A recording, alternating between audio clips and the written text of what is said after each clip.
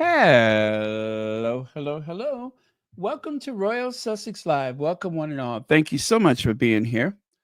And thank you for being here first. Kathy G, very nice of you. Uh, Hello, Heather Stroud, Marie Fabian, Helen Marmon, uh, Fato Mangina, Emma D, and a host of others. How about that? Gerda Sifrin, peace and joy. It's been a while, right? Anyway, I'm waiting for the slides to load. Some folks like to get away, take a holiday from the neighborhood. Hop a flight to Miami Beach or to Hollywood. But I'm taking a Greyhound on a Hudson River line. I'm in a New York state of mind. Ba-da-ba, ba-da-ba. Yes, and I'm not the only one in the New York state of mind. It appears that the Duke and Duchess of Sussex, that is, um, they look like they want to be the Duke and Duchess of Manhattan. Now I got in trouble on what is it? I put a short. I posted a short, and a lot of people are like, "Oh no, no, no! They're strictly California. They need the sunshine. They don't want to be in New York." Well, I couldn't tell from the last 48 hours. Yep, I couldn't tell for the last 48 hours because they are definitely looking like the quintessential New Yorkers. I've seen all those old movie stars, fancy cars and their limousines. I've been high on the Rockies and under the evergreen. But I know what I'm needing, and I don't want to waste more time. I'm in a New York state of mind. Da, da, da. Yes, the New York state of mind. You know, I have a little playlist, and when I'm on my way to New York, I listen to all my favorite New York songs. New York State of Mind, Stuck Between the Moon and New York City, Native New Yorker, that Jay-Z thing he has. Um, all of that, and a couple more of them. But yeah, I listen to my New York playlist. Yep, I used to have some heck of a playlist.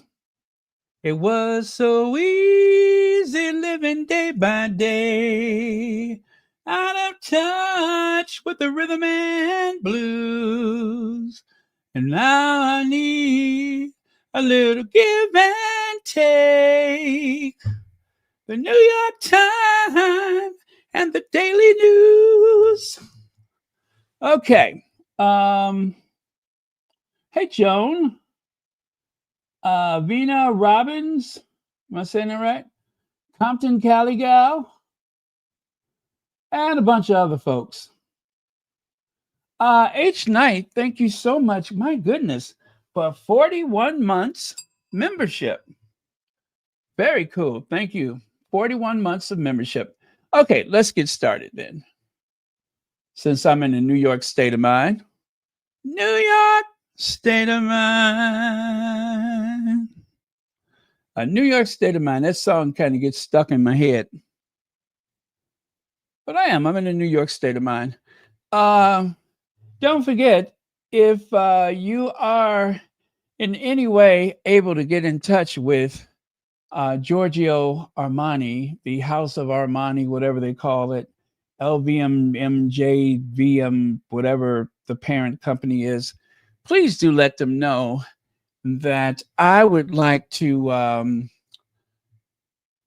see if they're interested in doing an ad campaign with the Sussexes. I think they would be absolutely amazing. as brand ambassadors for Armani, Giorgio Armani. I mean, look at them in their his and her Armani. Huh? Huh? Are they wearing that or what? It's almost like a second skin. They were just made for the Armani, and Armani is made for them.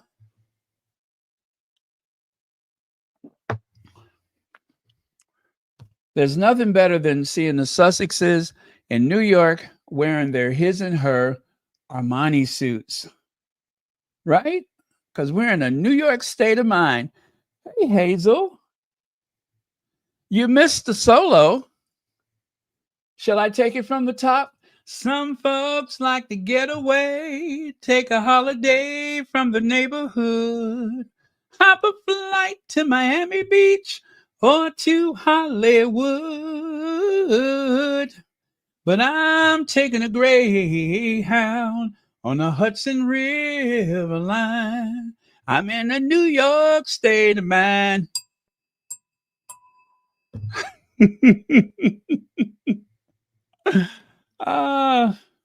Well, let me stop before I chase the rest of you all away. Plus, I got a feeling somebody's dog has just ran under the bed and somebody's cat has just run up a tree. That always happens when I sing.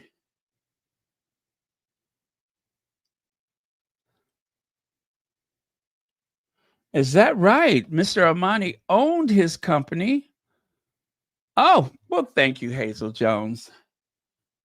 I appreciate that. Anyway, I think they're perfect. And of course, this one, let's not forget this very classic looking advertisement. Huh? Perfect. Oh, they would be perfect for that. Perfect. As a matter of fact, when they need to renew the passports, if the palace is acting kind of funny again, why even bother trying to be a Spencer? Just be in Armani. uh, and of course, the black and white that Meghan sported for the Balenciaga show. Can you believe it? It's been a week since Balenciaga. It has been a week since the Balenciaga show. I don't know who this is, but someone, hey, Bunny Rose, someone took a selfie with our Duchess. And anyway, I don't know who she is, but just a little random photo. I hit the mother load when it comes to photos, by the way. I will show you. This is what Meghan was wearing last night, the Saint Laurent and the Chanel, vintage Chanel. Chanel. You got to say it very French. Saint Laurent and Chanel. Chanel. Okay? That's very French. That means Saint Laurent and, and the Channel purse, a vintage Channel purse. Yeah. And of course, the hair was laid. No loose ends, right? Nobody had to lay her ends down. They're just down, right? Love that look on her. And of course, her new friend, Bruh Man, who just happened to be working that night. Bruh Man, who is right now telling everybody in his family how he was working that night when the Duchess of Sussex came in. And then, of course, I got tired of looking at Bruh Man. So I was like, Bruh Man, bye. See there? First you see Bruh Man, then you don't. I had to take Bruh Man out of there. Bruh Man was hogging the spotlight. Bruh Man was hogging the spotlight. So I said, yeah, now the picture is more balanced. And of course, I thought, why not go black and white? Since we are trying to get the Sussexes hooked up with the Armani fashion house, right? Go black and white, very artsy. Now, this right here, I shared this last night. Remember, there were some new pics came in. Turns out there's a whole bunch of them. Now, I didn't bother to grab too many of them because there was like maybe 25 images of Meghan leaving the limo and going, I believe, inside of the hotel, maybe, right? But I don't know where or what this represents. Harry was not with her, but she went somewhere, which is cool. I'm glad that she was taking care of all of her business. Hey, Maurice Brown, Lydia Washington, Angela M64, welcome. Gwendolyn Daniels, just in case I didn't say hi already. Now, see there? Can't believe it's been a week since Paris. That comes from Ben Skirvin, who, of course, laid Meghan's hair into that very silky, luxurious looking bun. Yes, he is very talented when it comes to laying that hair down. Anyway, so he says the Duchess of Sussex, Meghan, in New York City with the Duke of Sussex to accept their well-deserved Humanitarian of the Year award from Project Healthy Minds in conjunction with World Mental Health Day. I did my favorite textured ponytail to complement the sleek Giorgio Armani black suit. All right. So take a look here. This is what's coming up. Remember, I said that Meghan has some is going to be in Washington, D.C. Well, don't forget that starts tomorrow, right? The 13th through the 15th. Now, I don't know where Meghan fits into the itinerary, or will she be there the entire time? But yeah, this is turning out to be quite a what do you call it? A period of work for them. Well, work away from home because they do work at home, and as we know, Meghan works from home, and most of their staff is working in Hollywood at an office building there. So lots of Zoom calls and stuff like that. But yeah, so let us not forget that the Sussexes do work from home, and they probably travel more than we know. Just because there's no photos does not mean that they're, not going places and doing things. Not to mention Harry going to the gym and our Duchess out for her power walks and such. Yeah, but they are not being kept behind 20-foot walls or anything like that. They do get out and about. But if you learned anything from the trip to Paris, that when they need to go somewhere, they go and no one's the wiser. So I have this to play for you. That, of course, is Pier Paolo,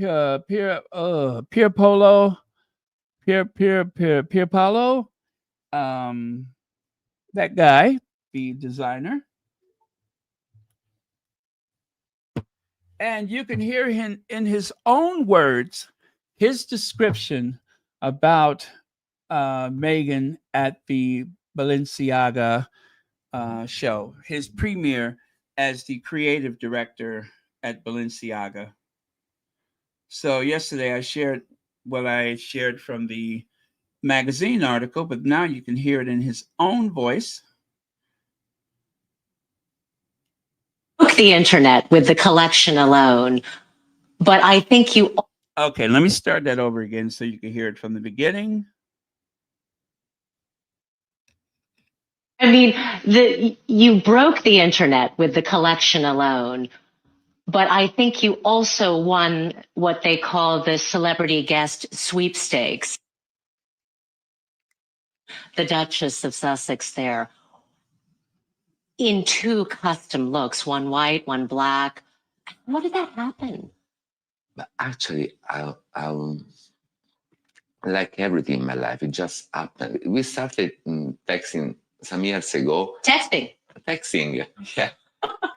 And because we met and we continue like texting. Yeah.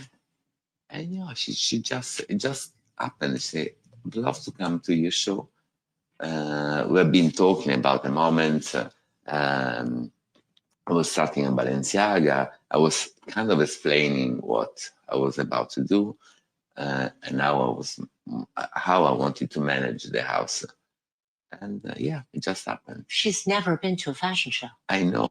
Okay, so that was a little misinformation. Meghan has been to fashion shows, and yes, she's even sat in the front row before. But that was, I believe, it was for Toronto, New York, and gosh, I can't remember where else. But this was the first Paris Fashion Week, and I think that a lot of people have made that same mistake. I don't believe that they are saying that it's her first time ever, but the Paris Fashion Week is a whole nother animal, and it is so much bigger. I think the Paris, Milan, and New York Fashion Week are the big ones. So, and I'm thinking Milan or Paris may be the biggest of all three of those. But yeah, so I think that's where the confusion is. Not that it's her first time at any show, but just the Paris show is a whole nother thing. So the next time we get a surprise like this, who knows? It may actually be the Met Gala, maybe. And so just to finish what he was saying, that according to the article from The Cut, they were texting for years. They had met before. They were texting for years. And Meghan said she wanted to go. And so he said, yes, I want you to be there. And I just do not believe that they thought it was going to be as impactful as it has been. But I'm hearing some big numbers being thrown around, not big numbers in terms of Meghan receiving pay, because we don't know that. I'm saying in terms of the value that they have gotten from this huge surprise visit. You just could not make up publicity like that. You couldn't even pay for it. I mean, you could, but it would cost you a lot of money. So that's how big it was. This is still reverberating a whole week later, and people are still talking about it. And if people are still talking about it, then that means that there are some very deranged people that are still hating about it. The amount, the level of hostility that I have deleted from the comment section alone, you guys have no idea. I mean, it was just frightful. So much hostility, and I mean, it seemed like they were, well, they have to have followed everything if this is coming up in their what do you call it, in their what is the word I'm looking for, the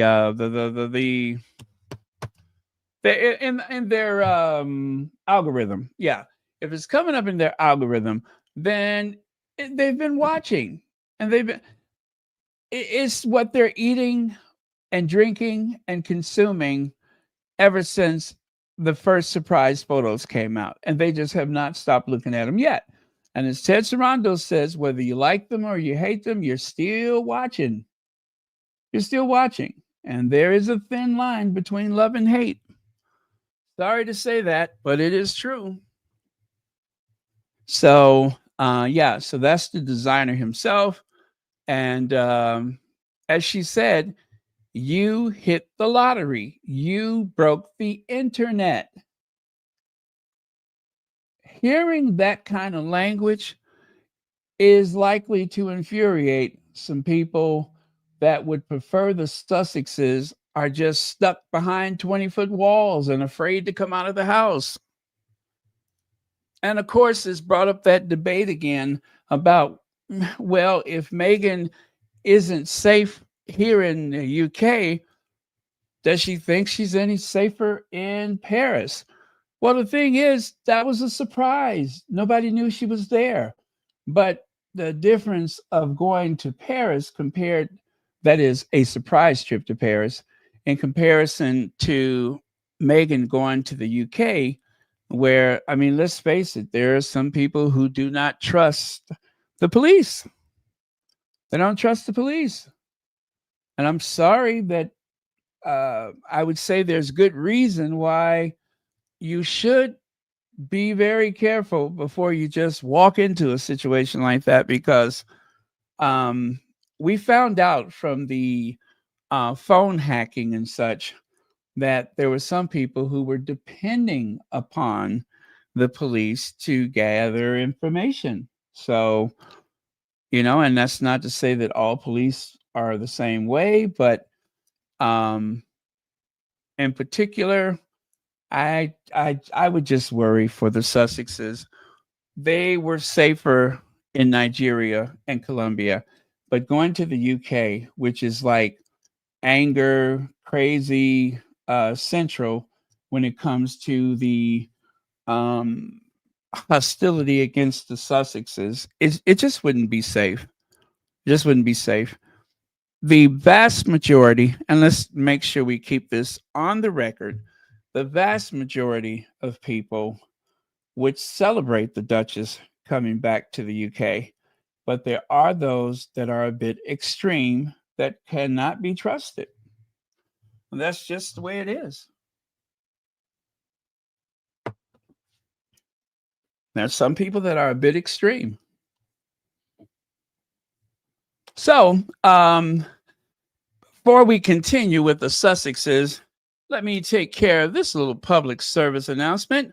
The CDF, General Muhoozi, backs Britain's Invictus game partnership to aid recovery of wounded troops.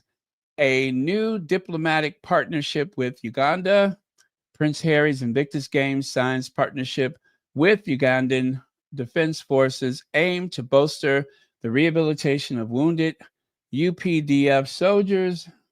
The Chief of Defense Forces, General Muhoozi Kainerugaba, welcomes the partnership. So there you go. And that's a good thing. As you can see, David Weissman has been on the case. This guy is racking up the air miles. He is really racking up the air miles. I'm pretty sure over 10 years ago, when he and Harry were first talking about this thing called Invictus, I'm pretty sure he didn't know that he would become quite the globetrotter going around, promoting the games the way that he does. But he's done an amazing job. Also, there is Derek, is it Cabana, something like that? He is a native of, is it Nigeria, or is he a native of, what is it? The other country there. Anyway, he has been working more from the side of things in Africa, and David Weissman has been back and forth from the UK to Africa. So cheers to them for that. Ghana. I think it was Ghana. I think he's from Ghana. So yeah, very cool. Good news. And there's another one of those group shots. And every time we talk about Invictus, it seems as though their stature is growing, and the amount of people that have either signed on to become part of it, or people that are, you guys, you should know that there are sports events going on all the time under the umbrella of Invictus. We don't talk about it every day, but on the Invictus website, you'll see that there's always like some kind of, you know, like running or skiing or something like that. So they do a lot of stuff all year round. But the Invictus Games themselves, we know that takes place usually every 2 years. So again, the Chief of Defense, General Mahuzi Kainerugaba, has welcomed a partnership with the UK-based Invictus Games Foundation, a move aimed to bolster the rehabilitation of wounded UPDF soldiers. Oh, sorry about that. And group shot. All right, now let's get back to our Duchess in New York. So like I said, there was a whole bunch of images. There's probably about maybe 10 images of Meghan going from wherever she is to the vehicle. I think that is the hotel, maybe. But as you can see, our Duchess has been very well protected in New York City. I kind of cropped out a lot of the people that's surrounding her for safety, but yeah, she is quite safe in New York City. What I love too is to see our Duchess being driven around Manhattan like any other visiting royalty. I'm here for it. I'm here for it. And of course, I think we have figured out that Meghan is wearing 4-inch stilettos. And again, that, what did I say that jacket was? That coat is I forgot. Anyway. Wait, hold on. I'll tell you. I got it right here. Oh, yeah. Saint Laurent. It is Saint Laurent. Saint Laurent. It's very French. Saint Laurent. Laurent. You got it? Because you aren't ever going to get me to say it like an American. I got to say it like a French. You aren't going to get me to do that. It's Saint Laurent.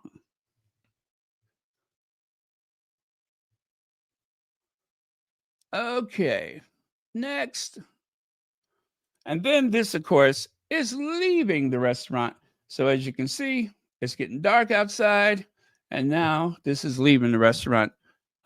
There's also some images of the lady that she dined with. They left at the same time.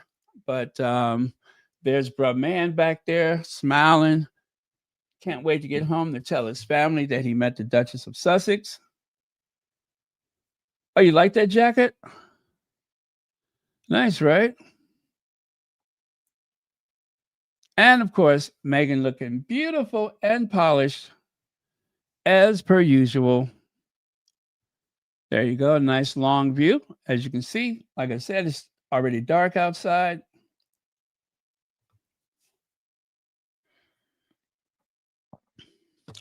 And then, of course, this one.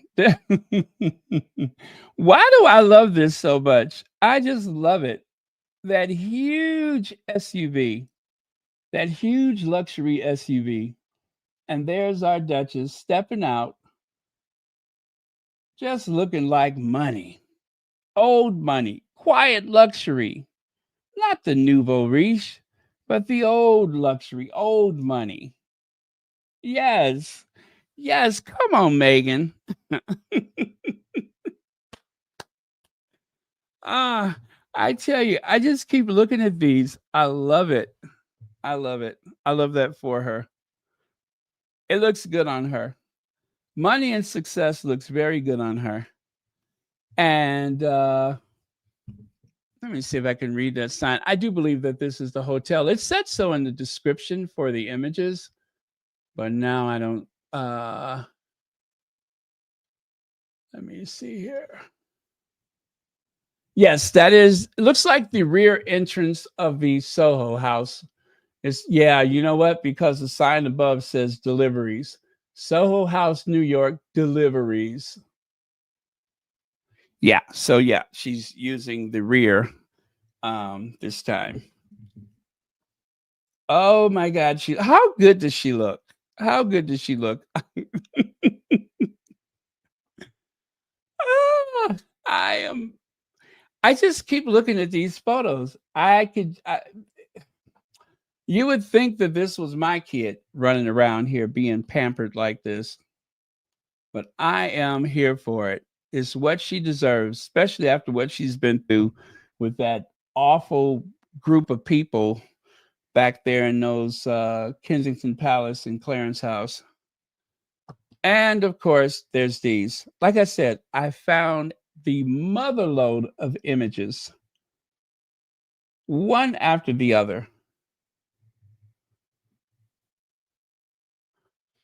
And no touch ups, you guys. There is no touch ups. These are the raw images here, not filtered through a magazine.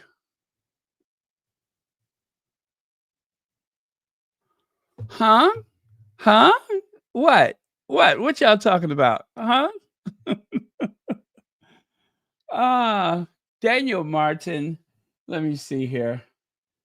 Both Ben and Daniel deserve applause for this.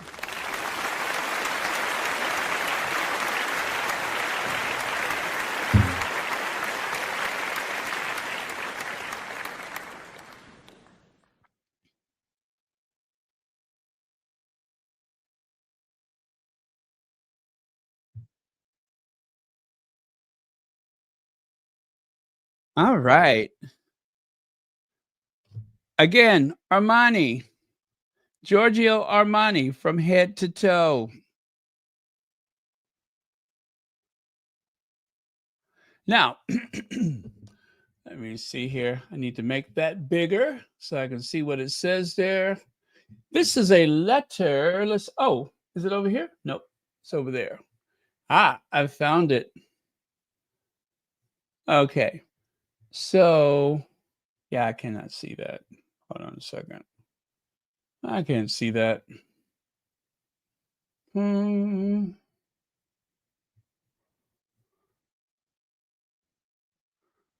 Yep. Oh, there we go.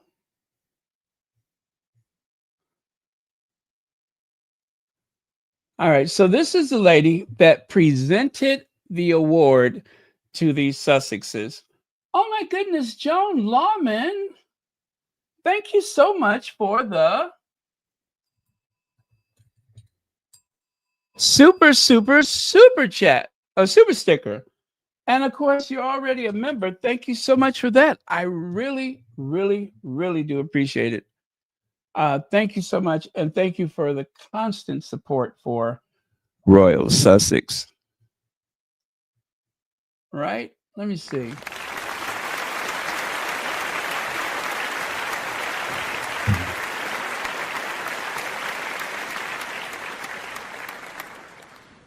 All right. Thank you very much.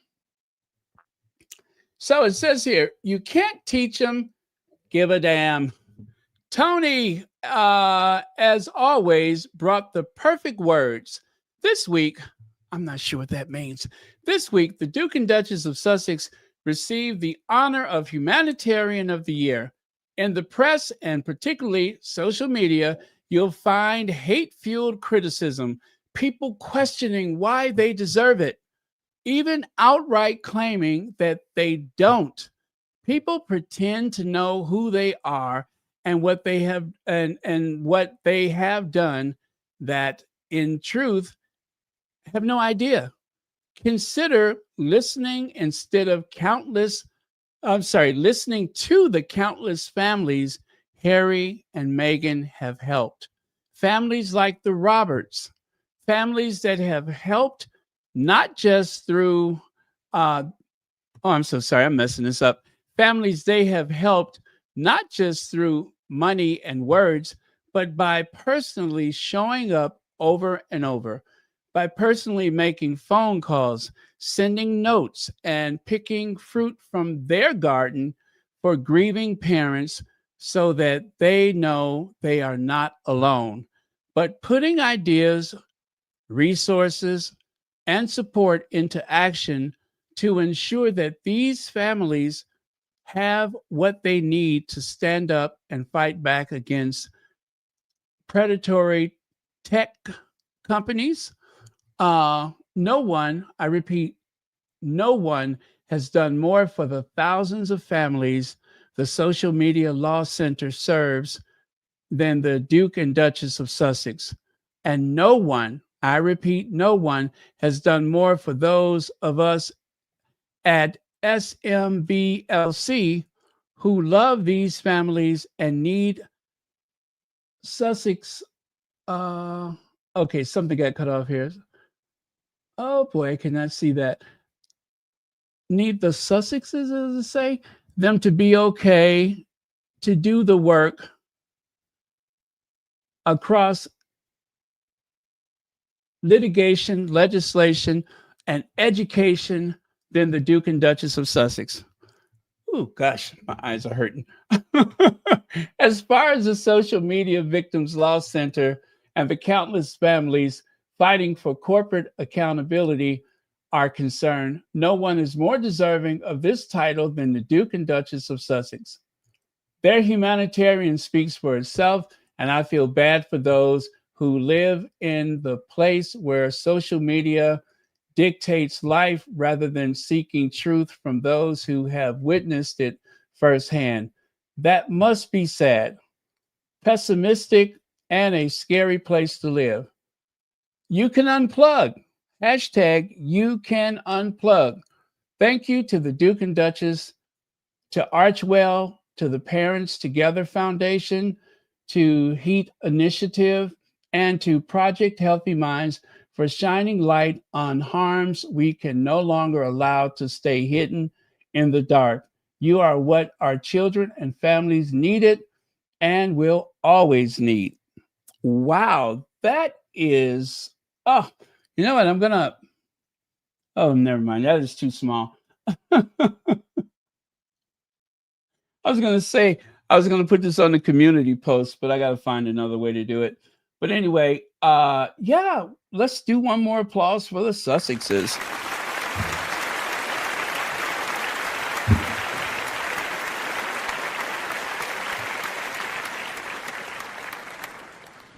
All right. Well, as she said, no one deserves this award better. That is very, very generous of her to remind people that to get to where they are right now, Harry and Meghan have not only endured what they've been suffering with from that institution, but by speaking up, by taking a stand, by helping these parents, even though it's such a worthy cause, it really opens them up for even more abuse because we know the tabloid media will find some way to bring out the most bizarre explanations as to why the Sussexes need to just not even exist, let alone step out of the house. But the fact that they are able to do their philanthropy, to do their humanitarian work in spite of the backlash which is likely to come. But I said it a long time ago, the Sussexes are somewhat activists. I mean, within, certain things, they are quite the activists because they have taken up a cause that is not going to be very popular with the companies that allow this type of abusive material to go out without restriction to the most vulnerable in society. And that is happening as we speak. There are people that work for the tech industry. I don't know if you've ever heard this before, but one of the companies, I don't want to say the name of the company, but it's not this one. But one of the companies, they hire people in countries thousands of miles away from the United States, okay? And not just in South America or South Central America, not just over, in Asia, but even as far as Africa Madagascar, this one particular company, they hire people that they go into these cubicles. They're not allowed to bring their phones, obviously, but some of the material that they have seen as a monitor for social media, they cannot unsee it. Do you understand what I'm saying? They cannot unsee it. They have seen things that would compare to the genocide. Okay. They have seen those types of things that had nothing to do with what's happening in Gaza. And there's no counseling for them. If they become burned out from their work, they are just dismissed. And what they're doing is they're trying to prevent children from seeing this material. If you ask me, they don't pay them enough. I'm sure they don't. And they're the ones that are the heroes because they're the ones that sift through this stuff. So it's incredible the work that they do.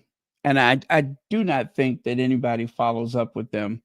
They use them for as long as they can, and then they just hire someone else. Kind of scary. I could just imagine the stuff that they have seen, the violence. So yeah, that's the other side of these things that you never hear about. Okay, let me go here. Oh, that's it right. Oh, I got another thing for you here. Another soundbite. Haven't had her on for a while. I don't know why. But anyway, she's here now.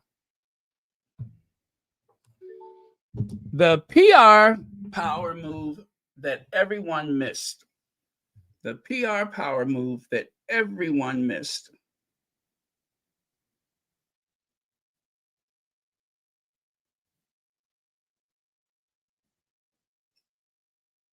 Uh-oh, come on here.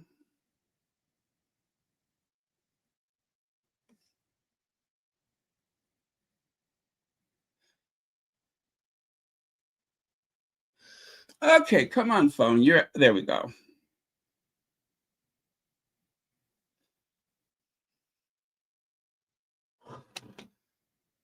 Oh, this is like 4 minutes long. No wonder it's acting funny.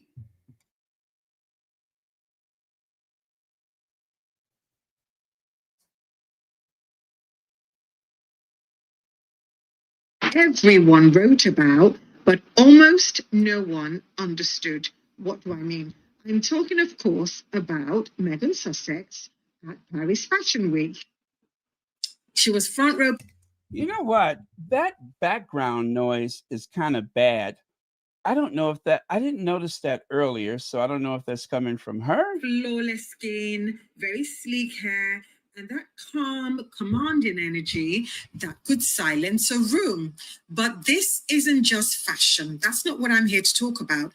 This is strategy. It's a masterclass in modern influence, because while some PR commentators are busy over analyzing the cut of her dress, the shade of her lipstick, they're missing the real headline. And that is the true value of that appearance. It's an estimated £40 million conservatively in global PR impact. Yes, £40 million from one moment of presence. That's not coincidence, that's architecture. She didn't post, she didn't tag, she didn't need to, because her showing up in Paris to support her friend Pierre Parlo and one of fashion's most powerful creative directors, that was all it took. Every camera turned, every outlet wrote, and every platform lit up. That's not hype, that's earned media. And that's the kind of coverage that many luxury brands, they dream of, they plan for, and they spend years trying to engineer. And the irony is that the same PR experts who are rushing to write think pieces are the ones who missed the business story completely. They'll write essays about timeless minimalism or the symbolism of her wearing white, but they won't mention the metric that matters. And that is the visibility value metric, £40 million. And that's a conservative estimate. I honestly think it's more towards 100 million. But let's conservatively say £40 million of visibility value was generated by one woman, one outfit. It wasn't a PR stunt, it was influence currency. Because in the world of luxury, that is how real power moves. It moves quietly. It's not about talking, it's about the impact. Also, she doesn't need to campaign for relevance. She creates it by walking into the room. That is brand equity. That is positioning. And the beauty of it was that she didn't overshadow Pia Paolo. Remember the ones obsessed with overshadowing? Well, she didn't overshadow the creative director. Her presence actually validated Balenciaga, and it validated their moment of artistic reinvention, and it humanized, giving it warmth, and it gave him connection. And it's the perfect synergy as far as I'm concerned. Purpose meets prestige. She shows loyalty, he gets legacy, the brand gets global buzz, and everybody wins. And Meghan, because she's always said that a high tide raises ships. She's all for everyone eating, and that is what I love about her. But anyway, what do you think? So I've estimated the value, the visibility value, to be about 40 million, because on average it's between 15 to 40 million. But I think with a luxury brand like Balenciaga, I think it's closer to the 100 million mark. And if they had deal of money to get that, oh my goodness, it would have taken a lot more reported figures that was paid for her at the moment. But anyway, let me continue. My name is Elizabeth. I'm the author of Luxury Now. And for insights like these, please like, share, comment, and follow. One word, no one. Okay, sorry about that. There was a little background noise. I've never had that happen with her videos before. So it sounds like she has a fan on or something like that, but it's definitely in the room with her. So, but if you want to, if if it was difficult to understand that, you can hear it more directly. Luxury Business Guru on TikTok. Luxury Business Guru on TikTok. And she has been very, very supportive of Harry and Meghan. So if you're on TikTok and you're not following her, you know what? Guess what? I'm not following her either.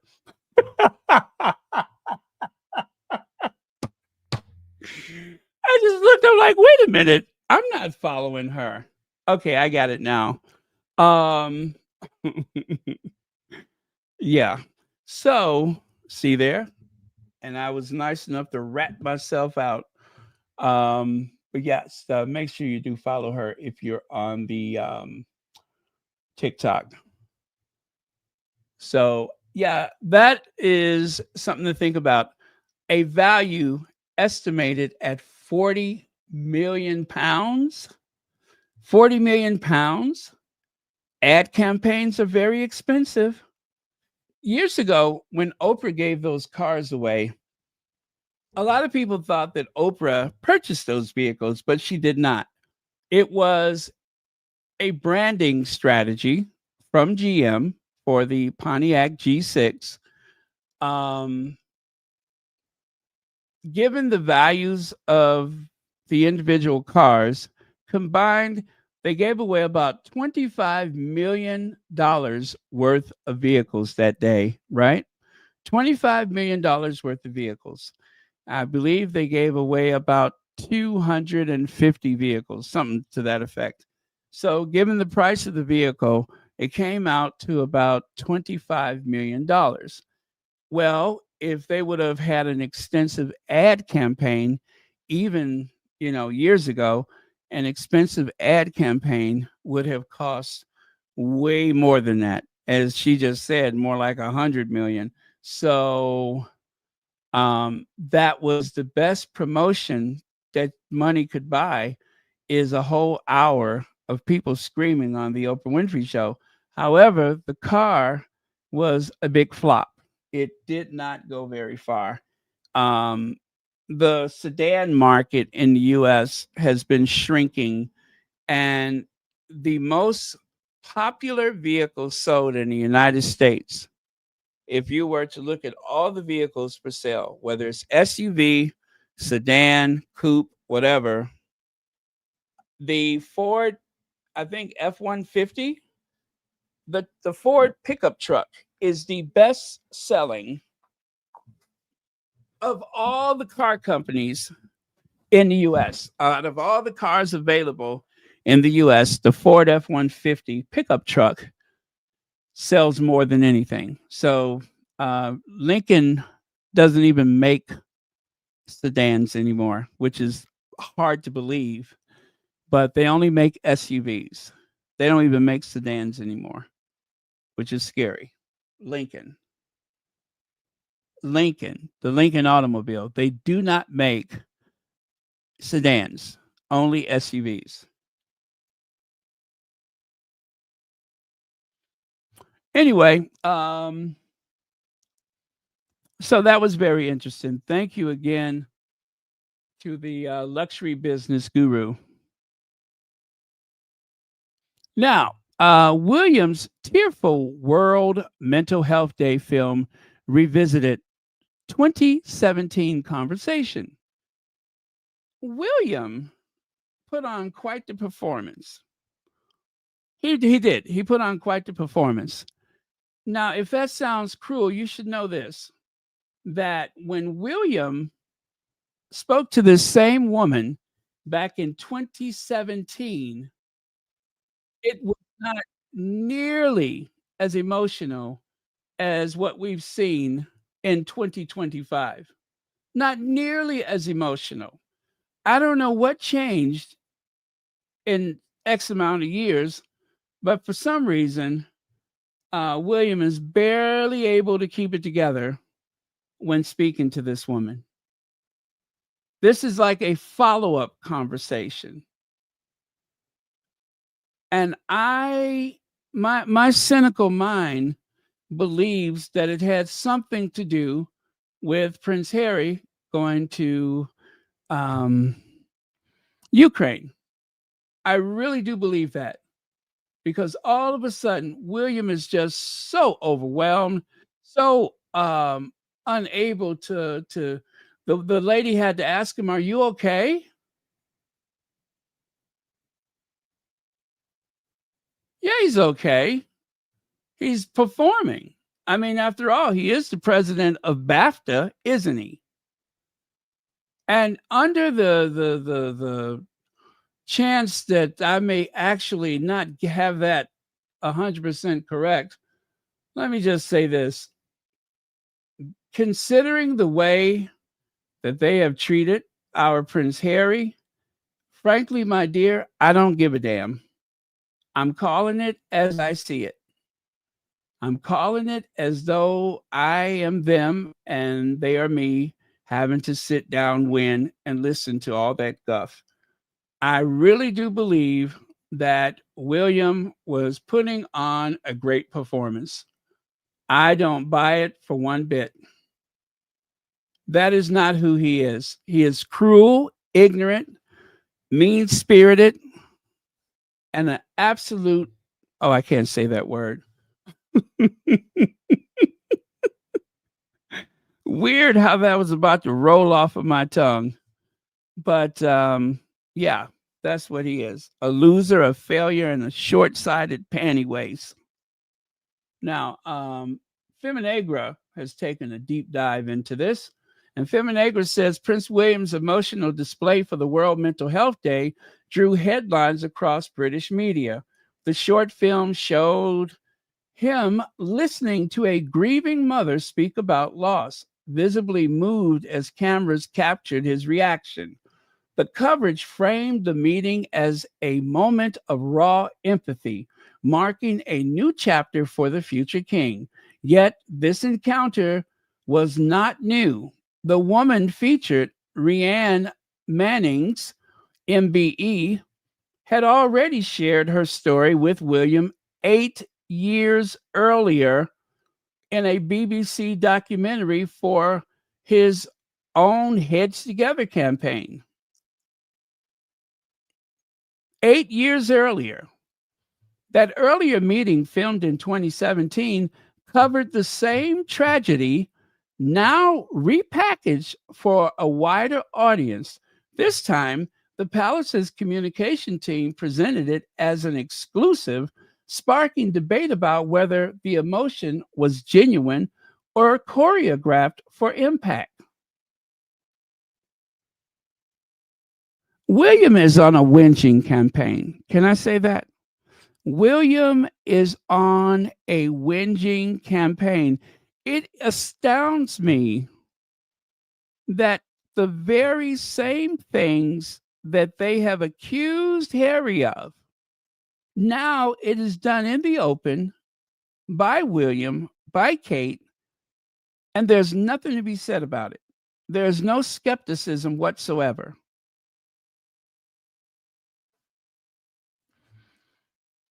A familiar story replayed. The film showed William speaking with Manning, who lost her 1-year-old son, George, and her husband, Paul, within days of each other. Media reports described how the conversation left him tearful.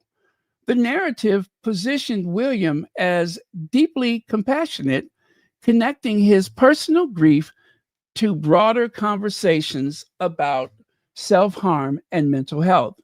But records from 2017 show the same conversation already took place.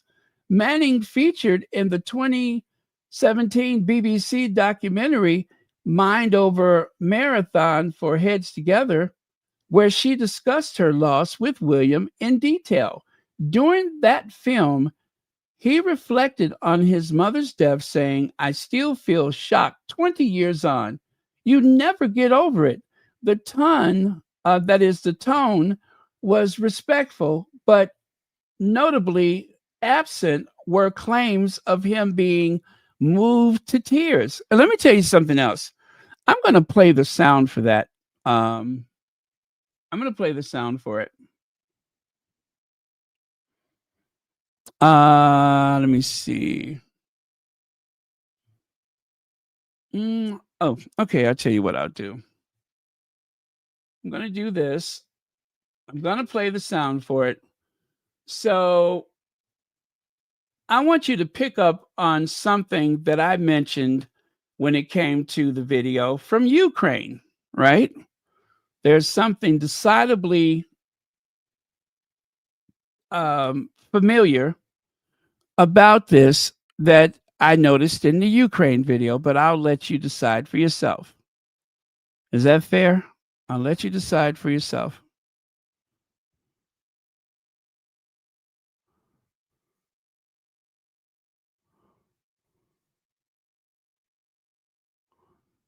Okay, so on the left side, that's 2017, same person that he's speaking to.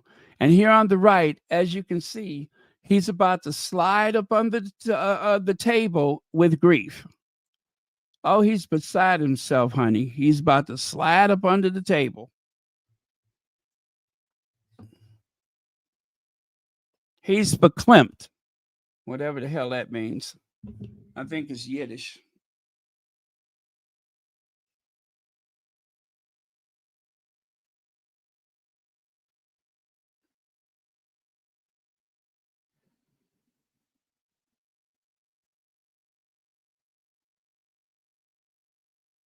Mm.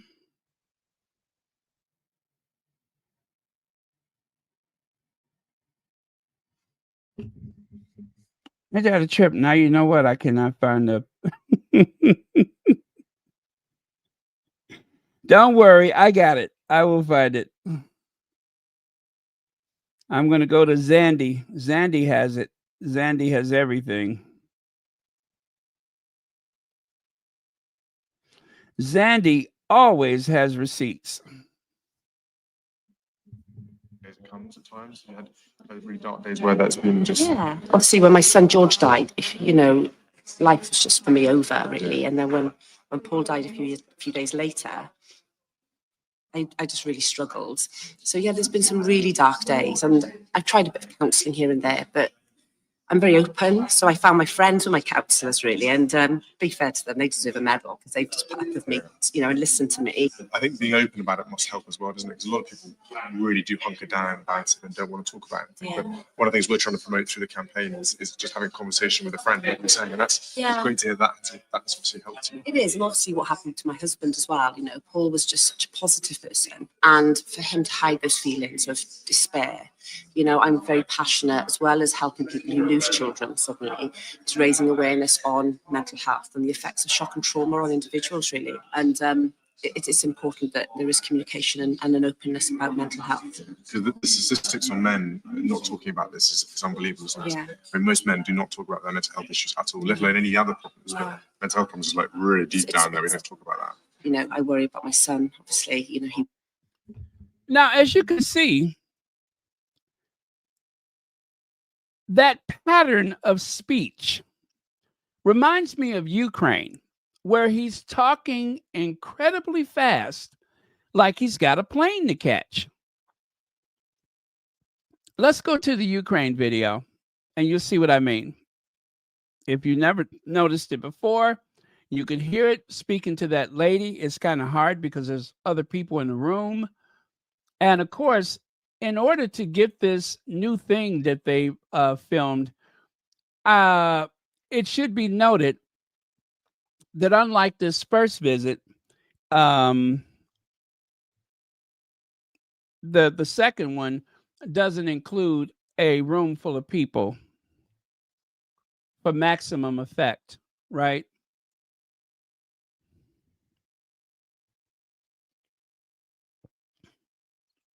Okay, now this is William being empathetic, just like he was speaking to her. I'm sorry we can only come and give words and comfort, but we are thinking about you the whole time, and we really care about what's going on. So sometimes it's more than financial. Well, if we can give you the odd smile here and there, that's important. So you know. I'm sorry we can only come and give words and comfort, but we are thinking about you the whole time, and we really care about what's going on. So sometimes it's more than financial. Well, if we can give you the odd smile here and there, that's important. Why is he talking so fast? Why is he talking so fast? So I want you to listen to just a little bit of that again, and you can see Speedy Willie. You know, I'm very passionate, as well as helping people who lose children suddenly, is raising awareness on mental health and the effects of shock and trauma on individuals, really. And it's important that there is communication and an openness about mental health. Because the statistics on men not talking about this is unbelievable. Yeah. I mean, most men do not talk about their mental health issues at all, let alone any other problems. But mental health problems is like really deep down there. We don't talk about that. You know, I worry about my son, obviously. You know, he was only 3 when his dad died and his brother died. You know, so I worry about him growing up as well in a society. So I want to lift the mental health thing, you know, for my children. Okay. So the other thing I want you to notice is that 8 years ago, I'm sure this woman is torn to pieces, but she is very much able to articulate herself without, you know, a flood of tears, right? So what exactly happened this time around? Because she sounds exactly the same now as she did so many years ago. It really has been okay. And I think that's what the hardest thing is. We would have been okay. Have been okay. And I think that's what the hardest thing is. We would have been okay. So what you can't see is when she said that, William at this point is looking away and cupping his hand over his mouth. Aside from the lack of background noise, she sounds exactly the same. Now, maybe some events changed in her life or something else has happened, but still, she is the very model of strength in spite of the grief that she has been through. And William, this time, suddenly seems to be falling apart. Is it because his grandmother, who was 90 something years old, died from bone cancer? Could this new surge of grief have to be with his father's terminal illness? Not a father out in the battlefield, not a father in Gaza, but someone who has had a life of luxury for 75 years.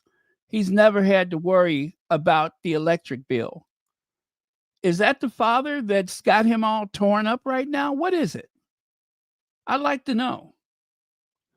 Because I promise you, they were absolutely vicious to Prince Harry. Every time Harry shows any indication of grief or pain or suffering, they mock him as though he stole something from them or that he's committed a crime. They mock him like he's the worst person in the world. Anytime he shows emotion, and I'm not just talking about the people in social media, I'm talking about the journalists, the royal reporters. But there's no question that William is doubled over with grief because it's William. He didn't seem to be that upset when he was saying that his mother was paranoid. He didn't seem that upset when he settled that lawsuit against the tabloids and got $1 million payday. That didn't seem to have him so upset. But all of a sudden, this has him unable to function. I didn't see a hint of this at the Queen's funeral. I didn't see a hint of this at Philip's funeral. But now all of a sudden, William is just unable to function. Make that make sense. This, as far as I'm concerned, is all part of a very deliberate and a very carefully orchestrated campaign of tears. They want you to feel sorry for whinging Willie. All of that stuff that he said when he was talking to Eugene Levy, and now this, and everything in between. Now, he said at a certain point that 20 years on, he's still affected. Has he ever stood up and spoke out for his brother who 25 years on is still affected? No, he let people go after his brother like it's nobody's business. And as far as we know, he encourages them to do that, allegedly. But my point is, Harry has feelings too. And everybody knows Harry is more of an impact than he'll ever be. There's nothing empathetic about him. He doesn't consider anybody's feelings. This is a man who laughed about the delivery guy. Remember when he was sitting with his so-called friends and he's laughing about the delivery guy maybe thrown on the ground, spread eagle, and searched? That poor guy. Ha, ha, ha. He doesn't know what he's getting into. I didn't see him get up and say, you know what, let me make sure that nothing happens to this guy. Or was that supposed to be a joke? I just don't buy it. I don't buy it at all. I think that this is all part of a plan they must have done some polling. They must have done some polling, in-house polling, that the public will never see.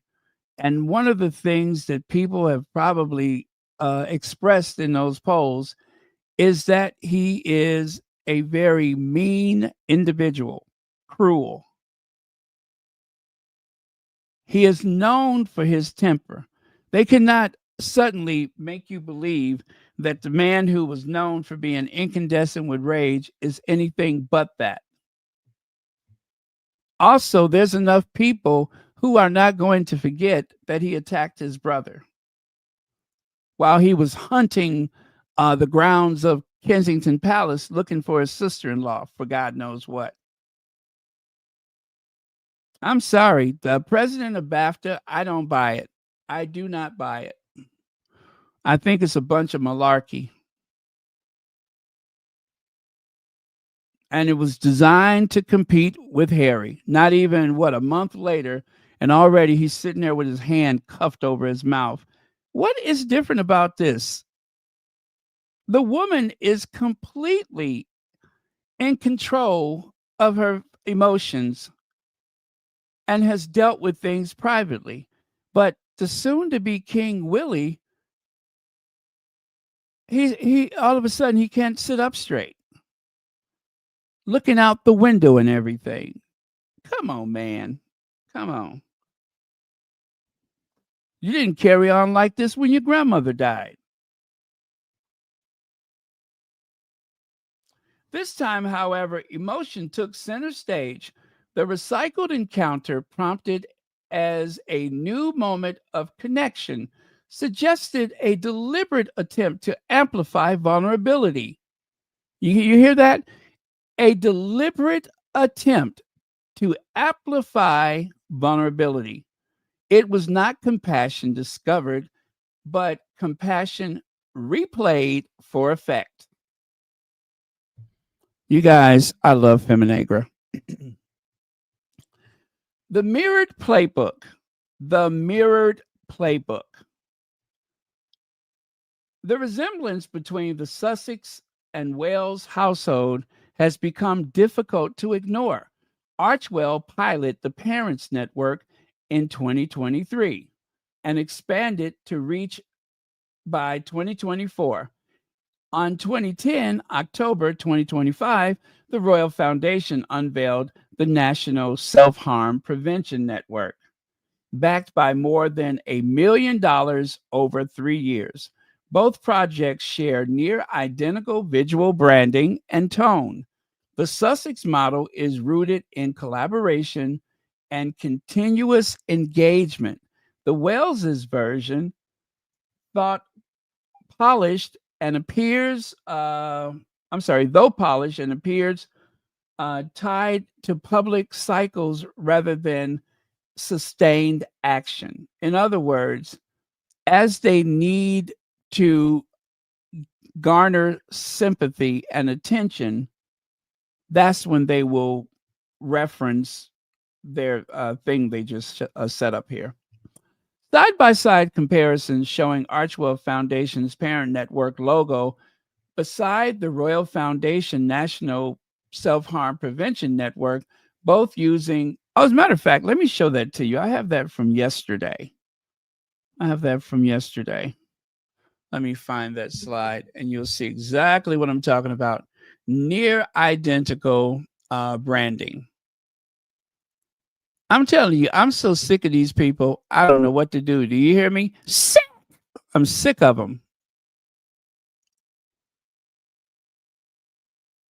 Okay, number 28.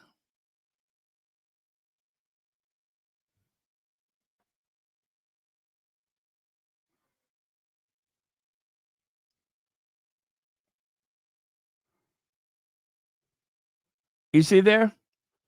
Near identical. The resemblance now extends beyond messaging.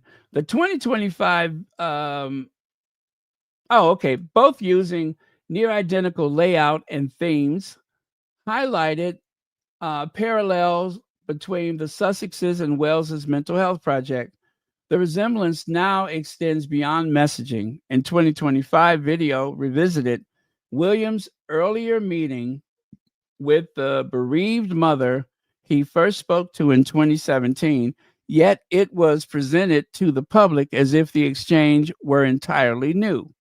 What was framed as empathy instead of read as strategy, showing how the monarchy's public image increasingly relies on repetition rather than renewal.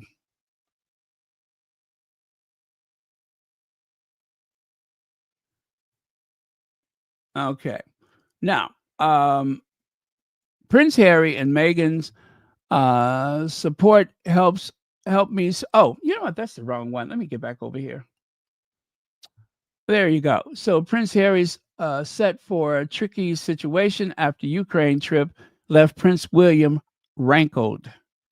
In other words, William is upset because Harry got all that attention from going to Ukraine, and in all likelihood, he feels like it should have been him. Now, we have speculated that William didn't go to Ukraine as of yet because maybe it's too soon and it would look too obvious. Based on everything that I just shared with you, I don't think that that's the issue. I think quite possibly Charles is worse off than we thought, and perhaps he needs to stay close to home, or he just doesn't want to go, or he would need the government to ask him to go, and they are not willing to do it because he is so gaffe prone that maybe they just haven't asked him to do it. I don't know. Exclusive palace blocked Prince William's trip to Ukraine, and he's furious Harry went instead. Prince Harry's shock Ukraine trip set to deepen William's feud after palace fury. So again, not sure why he wasn't able to go. Did he actually want to go? It could be anything, to be honest with you. It could be anything.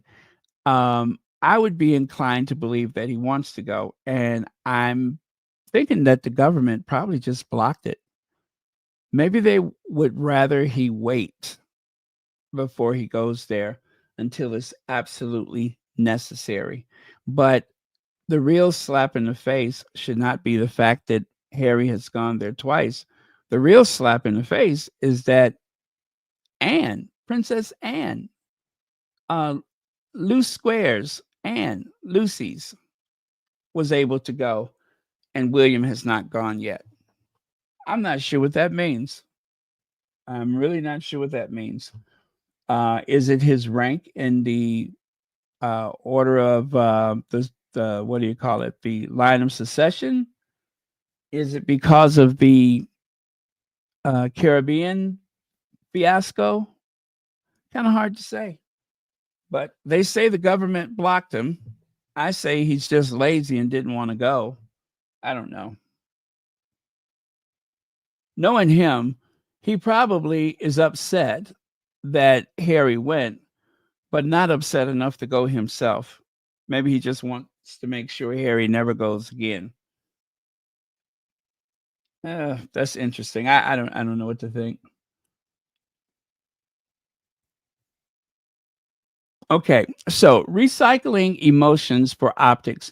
The timing of Williams' World Mental Health Day video added to the unease. Just weeks earlier, Prince Harry had been filmed holding back tears at a Kyiv war memorial, a moment that drew global sympathy. Soon after, Williams' video appeared, showing him visibly emotional in a similar setting. The parallel was unmistakable.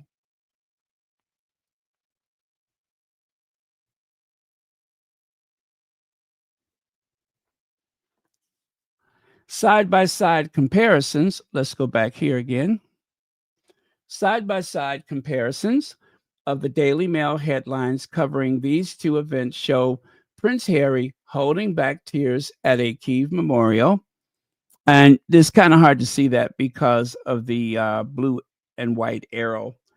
And but yeah, at this point, Harry has his hand over his chest, and you can see the look of emotion on his face in comparison to William, who, you know, is doing what he's doing there.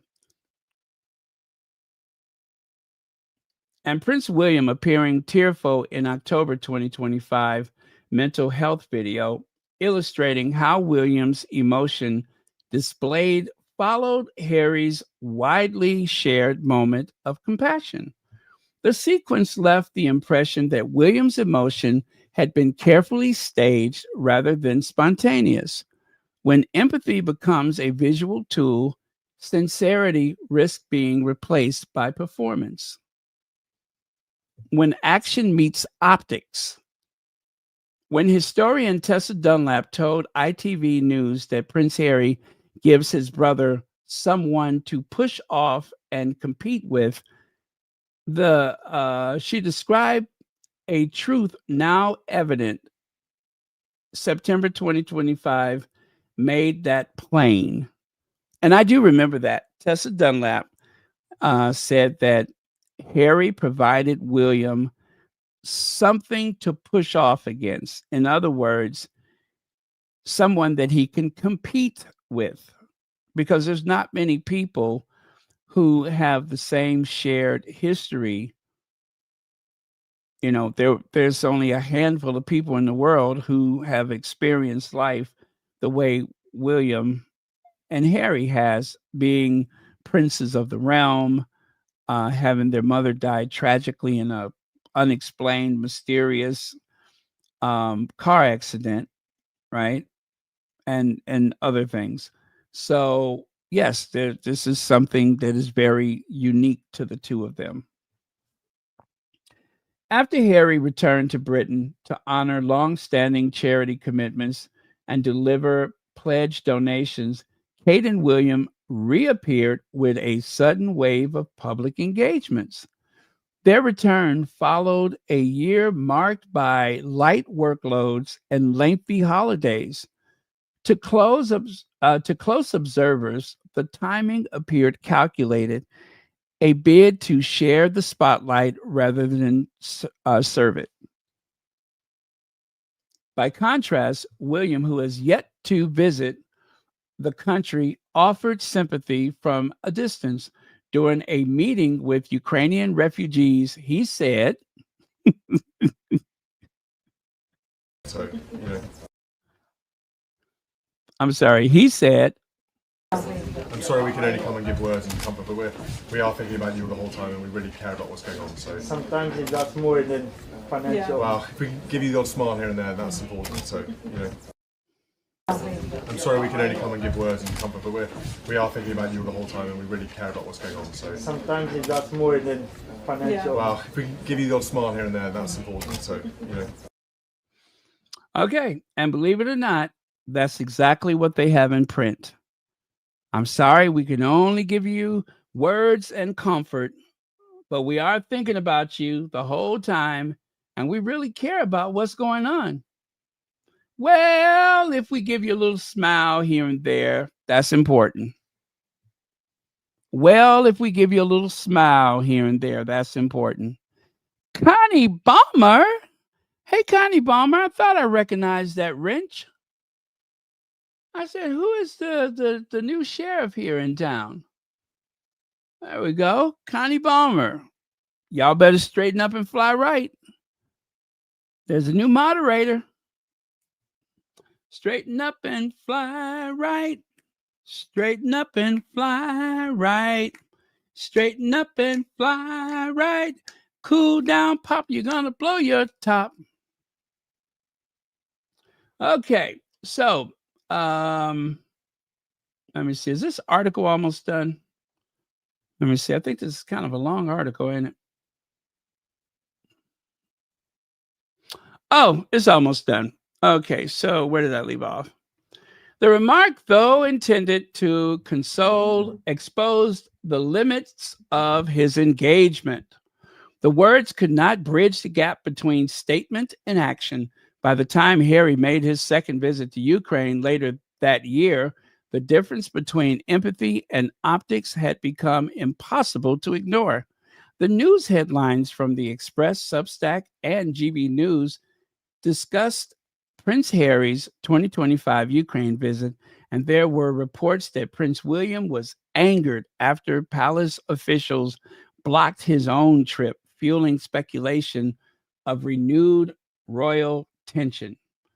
Authenticity cannot be rehearsed. William's public image depends on proving his value to taxpayers through visibility, yet repetition exposes the limits of that performance. His filmed empathy for the woman's pain contrasts sharply with his silence toward his sister-in-law, who spoke openly about feeling like she wanted to commit self-harm while under palace care. Kensington Palace offered no public support then, and neither did he. Yeah, when Meghan was going through what she was going through, there was absolutely no public or private support for her. The only thing that William had to offer was knocking Harry to the floor and shattering a dog dish. Inconsistency deepens when viewed against the latter choices. William appeared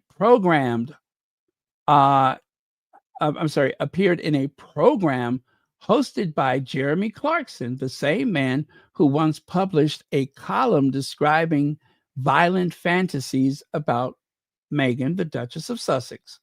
The prince's tears did not extend to condemning that cruelty. Instead, he collaborated with his author, nor did he surface when he described his late mother's distress as paranoia, a word that sought to tidy away her suffering rather than confront it. When compassion becomes selective, it ceases to be compassion at all, meaning grief deserves sincerity, not repetition as palace performance. And empathy cannot be reserved only for those whose pain flatters the crown. So thank you, Feminegra, for an outstanding column about William's rather interesting performance. So Zandy, oh, by the way, this is the lady that William was speaking with right here. That's the lady right there. Zandy Sussex says, here's William's 2017 speaking to Rianne about her husband's self-harm, death. Notice, not a tear in sight for Willie Macbeth. Of course, you'd have to look at the video to see that 2017. Willie Macbeth. Fast forward 8 years later, he recycles the same story, and suddenly he's full of theatrics and dramatics. I hate the way the Welleses use people for PR stunts. And like I said, take a look there on the left side. This is the woman who lost her child, who lost her husband. And take a look here on the right side. That's the same woman who suffered those losses, and yet is William, who could not seem to contain himself.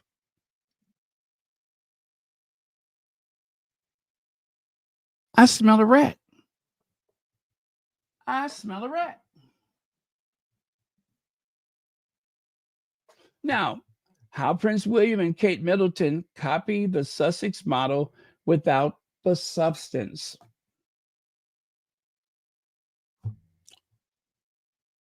Again, with the copying, the air that follows despair.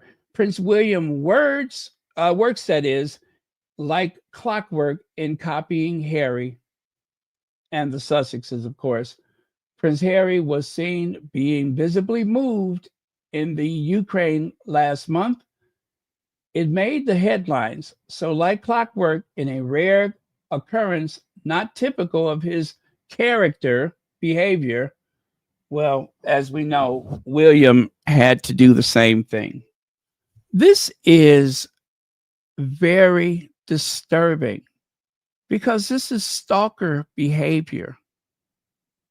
All of the instances in which they will duplicate the Sussexes. Take a look at the upper left. Meghan appears among a group of people, including people of color, and she's wearing, I believe, a black turtleneck, long sleeve, big leg, black pants. And there's Kate doing the exact same thing. And of course, the piano thing. Oh, I did that twice, didn't I? That means I'm missing one. And then, of course, Meghan is a vision in red. People talked about it for days. So now here's Kate wearing red. And I don't think she's ever worn red since that day. I really do not believe she has. And we know why. It is a ploy to confuse the search. So when you're searching for one, you're going to get the other. William and Kate, of course, being the other. And really, there's nothing that can be done about it. They are allowed to do whatever they choose to do. So, in the end, that's their prerogative to try and copy everything the Sussexes are doing. And even though it's incredibly disingenuous, there's really not a whole lot you can do about it. I mean, calling them out doesn't seem to embarrass them enough to stop them. I cannot stand it, though. As far as I'm concerned, I believe it is one of the lowest acts that one could commit in a situation like this.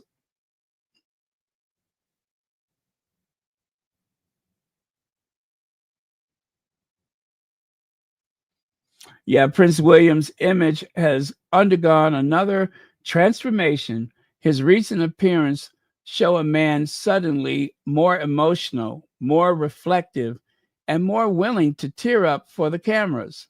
His television moment for World Mental Health Day made front page news, though the timing raised eyebrows. Just 2 weeks earlier, Prince Harry had been filmed holding back tears for a war memorial in Kyiv. For many, Williams' display felt like a coincidence and less like a coincidence and more like choreography. Anyway, this article pretty much covers a lot of the same stuff. So I think I'm going to bypass this one for now. But yeah, what you see what they're doing here. Even the Ralph Lauren striped shirt, a staple of Meghan's wardrobe. And of course, soon to be copied by Copycat. It only took her 2 years to do it. She probably had the shirt just waiting to wear it.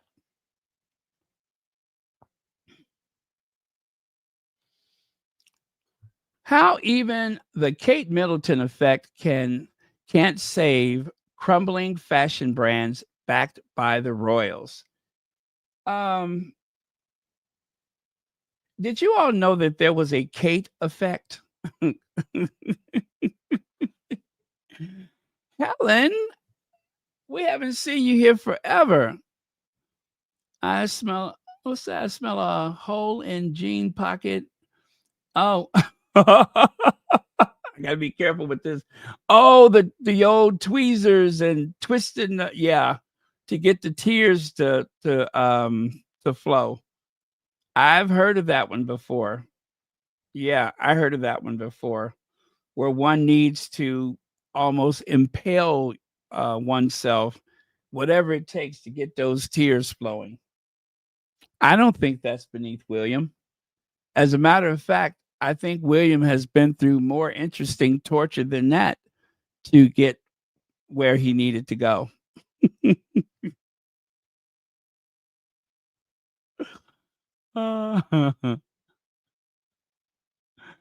Yes. Do you think pulled pork sandwiches are yeah, well you know what I'm trying to say.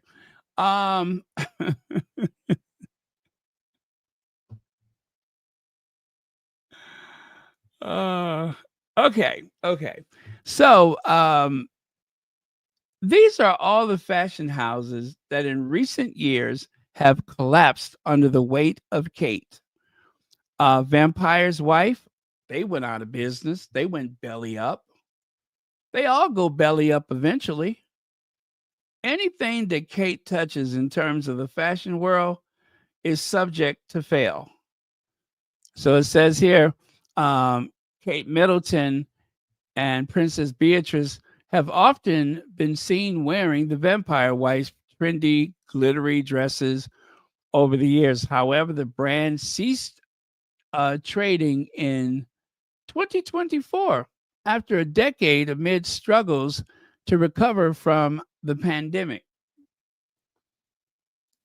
Kate Middleton is a jinx, and anything she touched collapsed. And then what's the other one here? Is that Safin, whatever that is. Founded, let me see, Samantha Cameron founded her fashion label Sefin back in 2017. And Lord have mercy, once Kate started wearing it, suddenly other people stopped. I'm paraphrasing. Yeah, once Kate started wearing it, nobody else was interested. And of course, Kate is the one who told Camilla about it. And once Camilla put it on, oh, that was the death of it right there. Let's see. I know the Kate effect. How are the how are they? They're out of business. Thank you for the super chat. That's how they are. They're out of business thanks to Kate Middleton. Yep. I didn't know Camilla was oh God, that's an ugly dress. Ugly. Both of them. Hideous. I don't know how you make that right. What is it about these aristocratic women and these very speckled, splotchy looking dresses? If those dresses look like, if the pattern of your dress looks like something that's been incubating in a petri dish, don't wear it. I repeat, if your dress looks like something that has been incubating in a petri dish, do not wear it. Number one, you're probably not safe. And number two, it's probably ugly, hideous.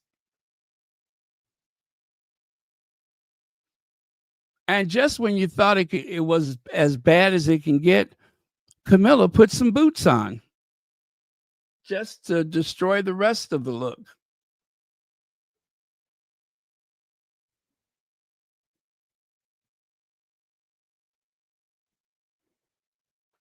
Oh my goodness. That purple dress. What is going on with that purple dress? I've never seen that one before.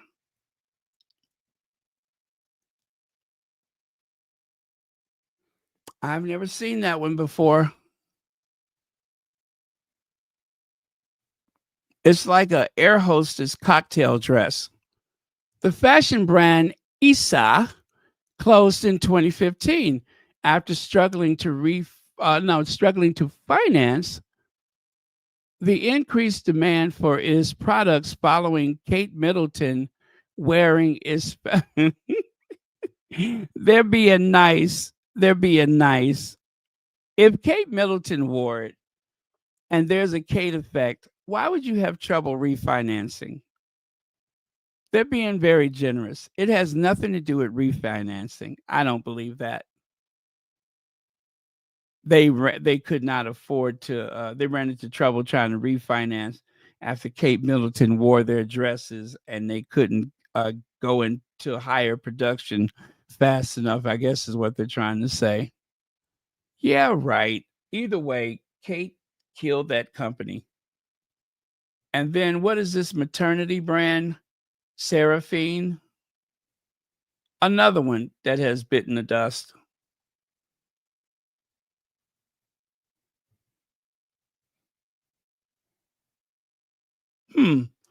Okay. And there's one last one. Let me see what that is. Oh, two. Ted Baker and Aurea Kylie. Wow, she put them out of business too? Lord. And they keep saying that Kate is one of the best dressed women in the world. What world is they referencing? Because I don't know which world. I don't know which world that is.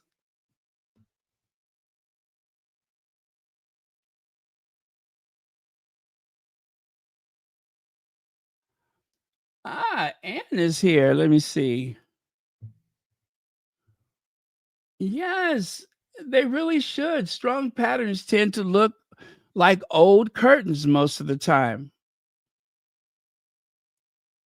Yeah, the purple one, I it just seems like it's I don't know. The fit around the shoulders look a bit tight maybe or something.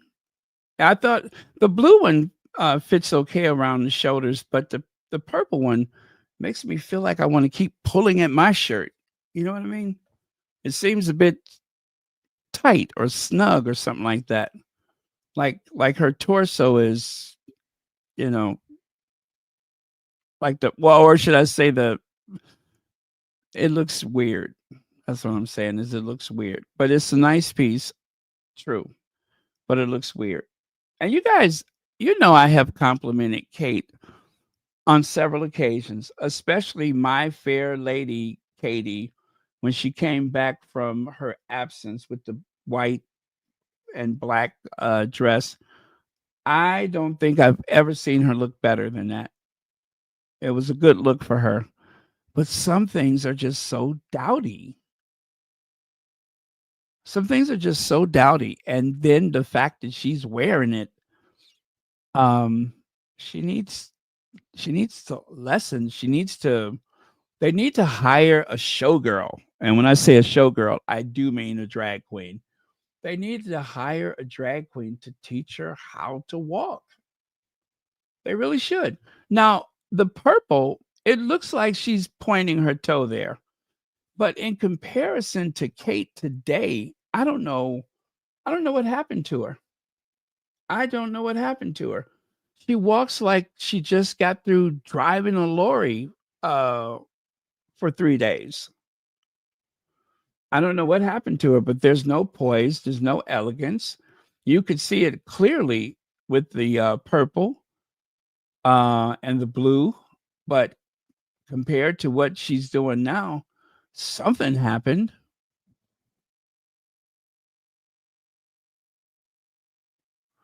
I don't know. Anyway, you guys, that is going to do it for tonight. Thank you very much. And I will see you all tomorrow or later today. Don't forget the 13th through the 15th, is it? Or is it the 13th and the 14th? What's that? She looks better with shoulder length hair. Yes. Yes. People have been saying that. And I mean, people that are, her people, her supporters.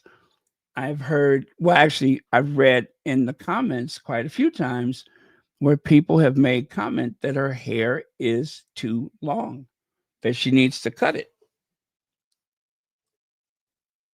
She needs to cut it. It's I believe that she compensates for a lot of shortcomings with bigger hair, and it does not serve her. And whoever is doing her hair is not doing her a service.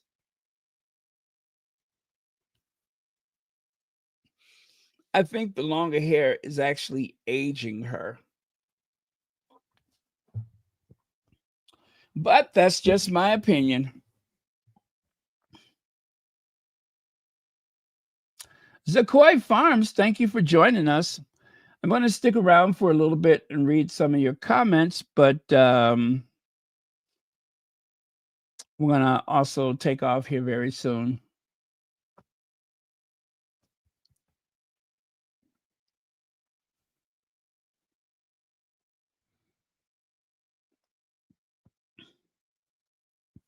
Well, cheers to Meghan for being brave enough to, to pull her hair away from her face. And by the way, you guys, I made these slides so that hopefully the Armani people will pick up the Sussexes as brand ambassadors. I think that would be great for both the Sussexes and Armani, since they are rocking those Armani suits.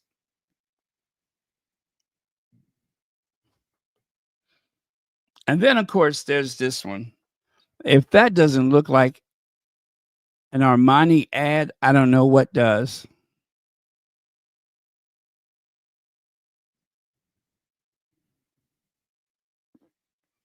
And I think if they if someone does work with Harry for like one of the fashion labels, I think Harry doing a voiceover would be very powerful. As a matter of fact, either one of them, Harry has a fantastic speaking voice, and Meghan, amazing speaking voice. So either one of them, Meghan doing something with her brand or label, whatever that she works with, and the same for Harry. I think that would be really, really cool.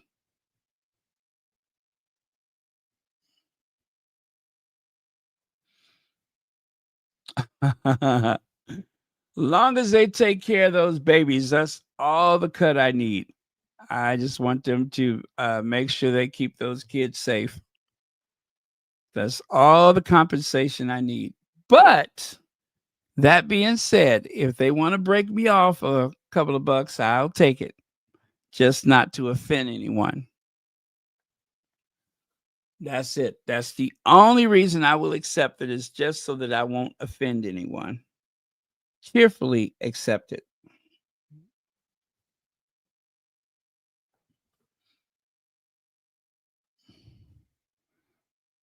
Yes, I will be 29 again. Isn't that so weird? Isn't that so weird?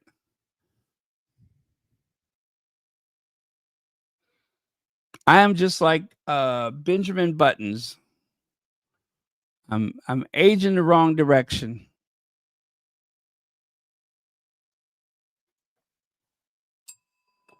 And thank you for the super chat.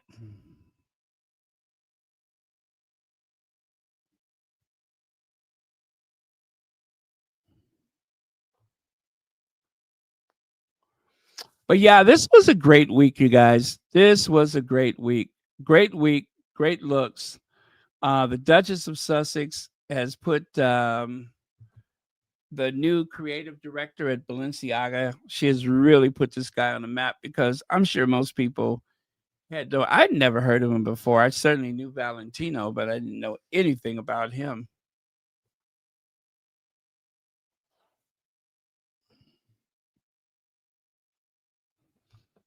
The Saint Laurent blazer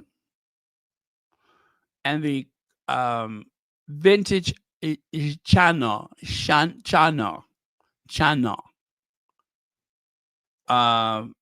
Meghan and Brahman. Meghan without Brahman.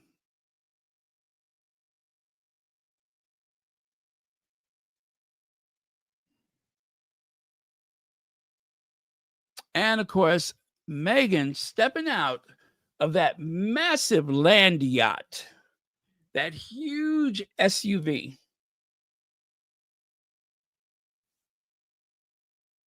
I'm going to say for New York, I think this is my favorite. This one right here.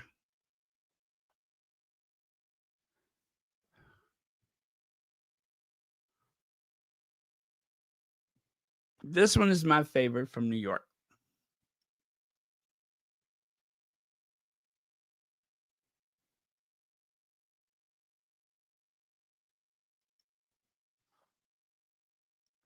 Okay. The Glam Squad.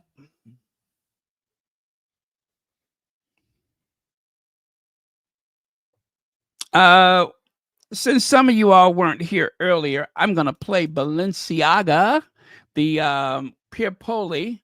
I'm going to play his thing about Meghan again. Pier Paolo. That's it, Pier Paolo.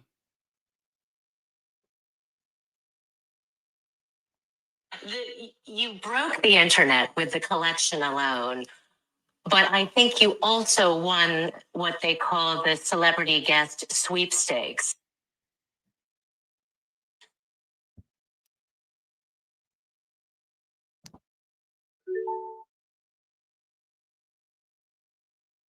I mean, you broke the internet with the collection alone, but I think you also won what they call the celebrity guest sweepstakes.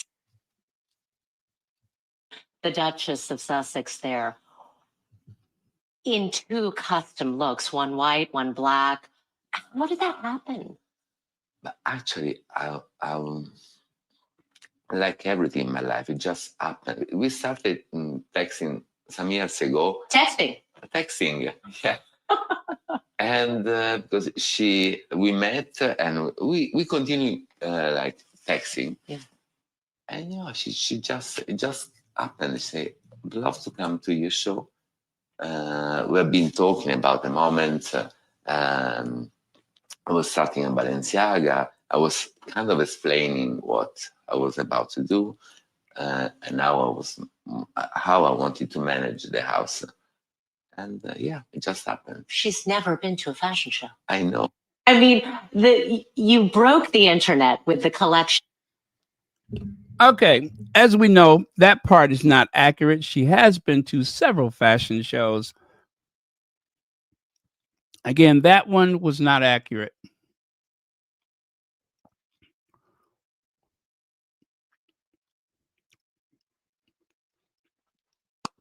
Meghan stepping out for dinner.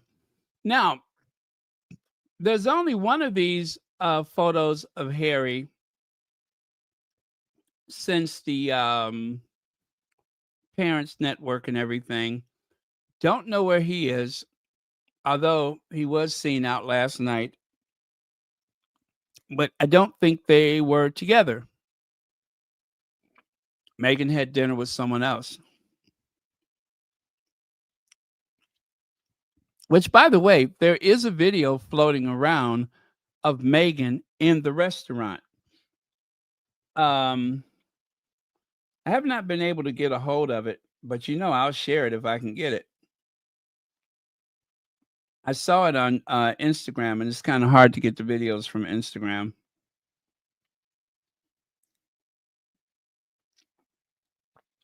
Let me see if one of my sources have it.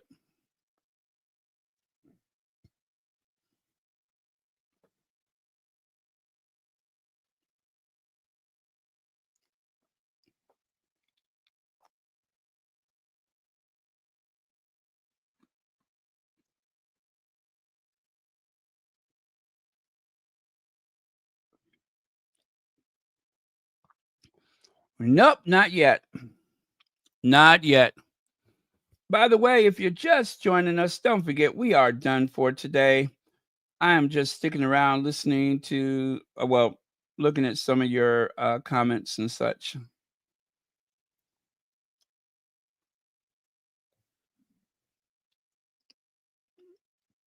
But yeah, I wish I could grab a hold of that video for you, but it is very hard to grab it, and no one on Twitter has it. So that's why I have not been able to share it with you. I would love to, but not possible just yet. Let's see what happened if I just search her name.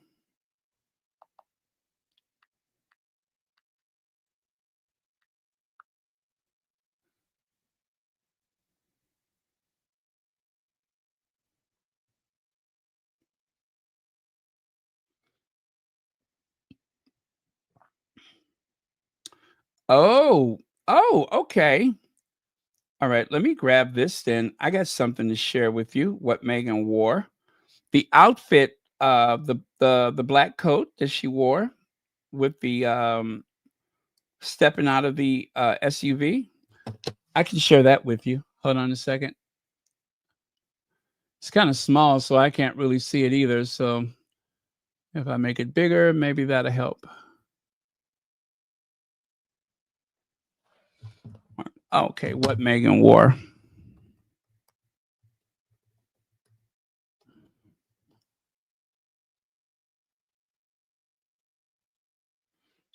Yes, yes. Hermes. Okay, I'm seeing Hermes. Oh, that scarf that she's wearing is Hermes. Oh, okay. And something else here. All right, let me grab that.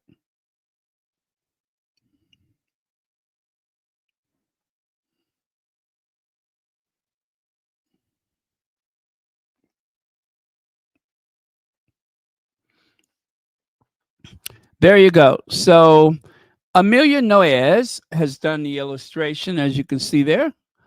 The Max Mara coat, the Saint Laurent,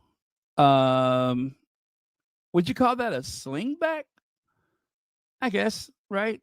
Anyway, the Heidi Merrick sunglasses, the Guzama earrings, and the Hermes scarf. All right, Megan. Somebody's causing it.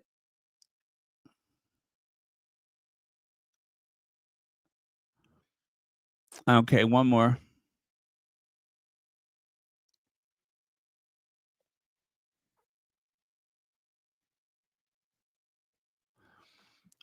Again, illustration by Amelia Noyes.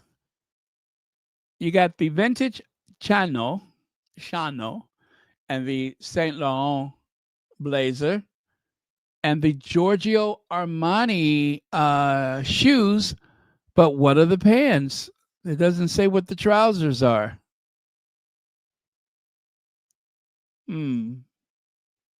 Yes, I don't know what those are.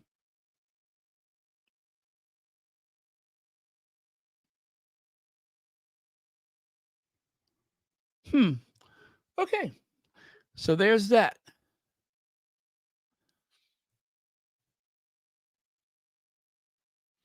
Did y'all get your credit cards out? I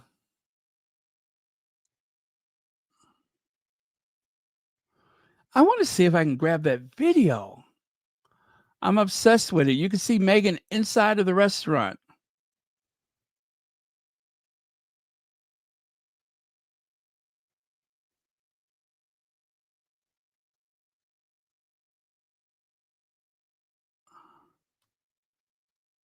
Well,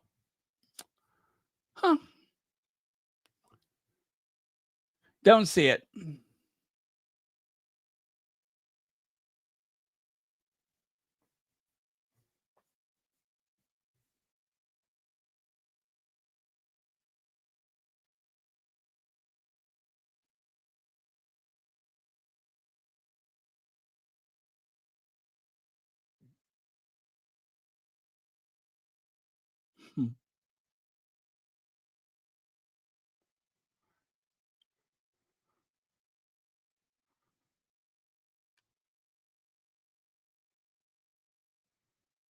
Yeah. Okay, you guys. I'm not finding that one.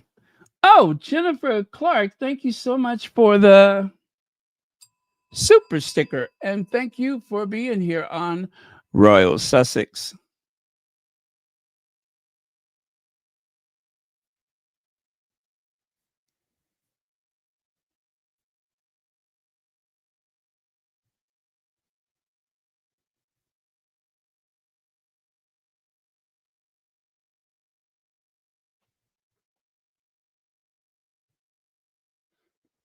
Let me try one more thing.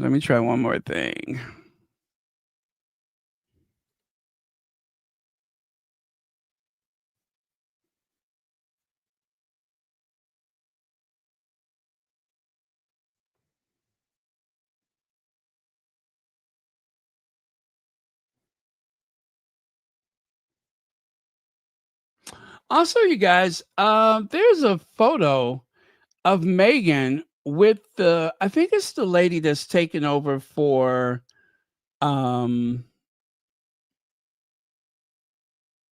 Duchess Meghan was spotted with the new Vogue editor, Chloe Mallet. I repeat, Duchess Meghan was spotted with the new Vogue editor, Chloe Mallet.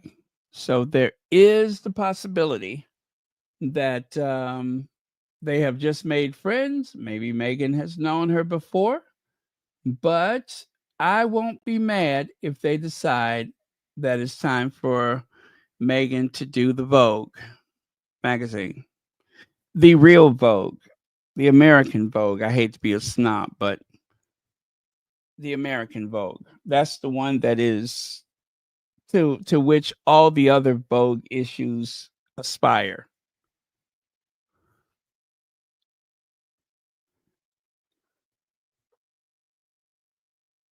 Now that would be exciting.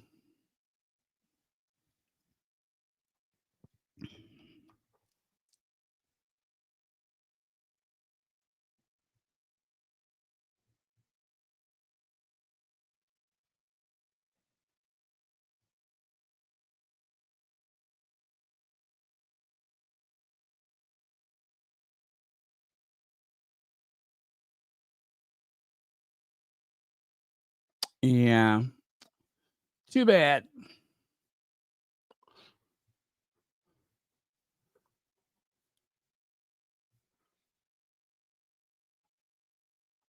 I know that would be amazing. That would be amazing. Or Megan can guest edit again, but I'd rather she go on the cover.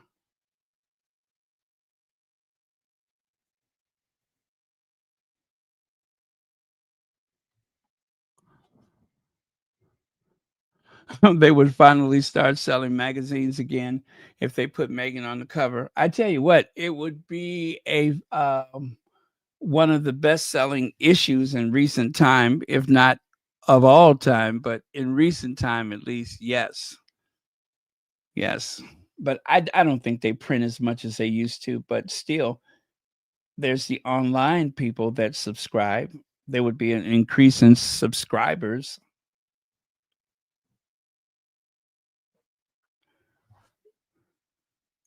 Because the best-selling British Vogue of all time was Megan's Faces for Change.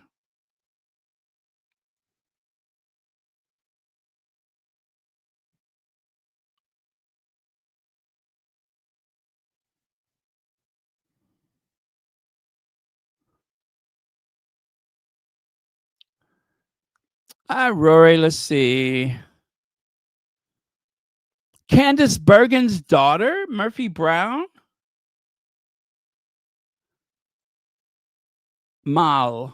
Okay, Mal.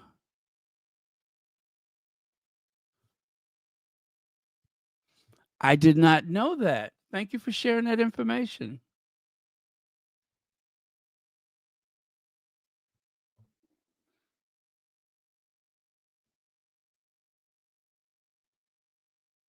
I had no clue. Thank you for that. That is really cool. I do like to learn some new stuff.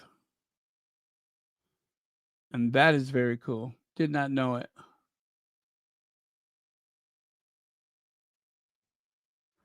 28 standout celebrity Paris Fashion Week looks from Nicole Kidman, Blackpink, Blackpink's Lisa, Meghan, the Duchess of Sussex, and more. There's an article that gives you the 28 best looks.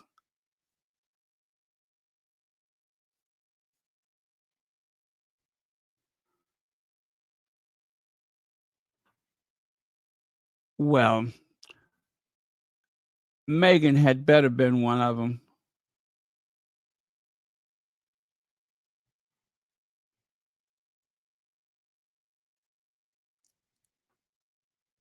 Okay.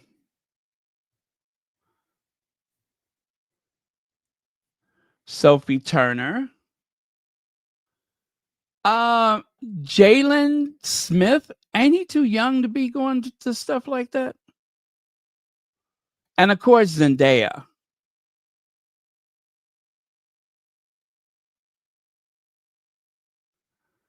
Wow, that Dior cape is something else. If you guys want to see the list, let me give you the link to this article. It is a style magazine. I'll put the link up top so you guys can see the article for yourselves. It has the 28 best looks.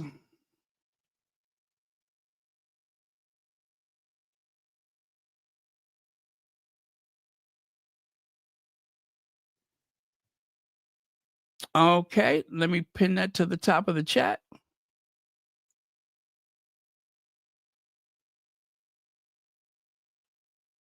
There. Now you can see it for yourselves.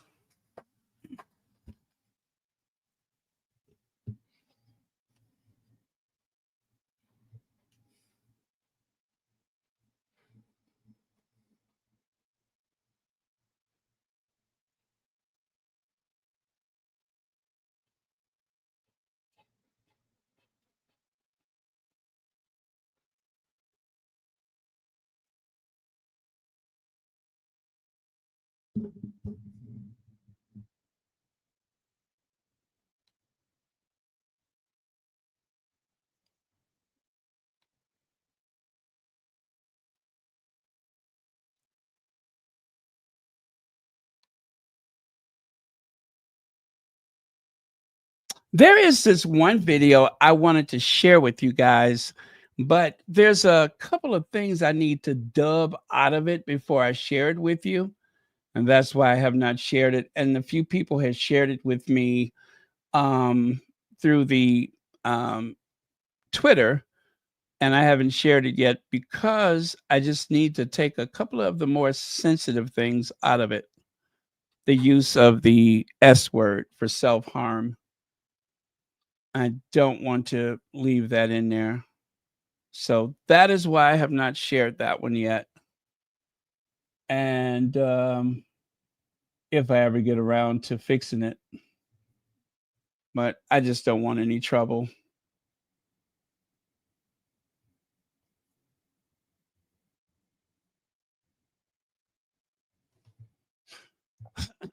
Although, they haven't been, I think that YouTube hasn't been as strict as they have been.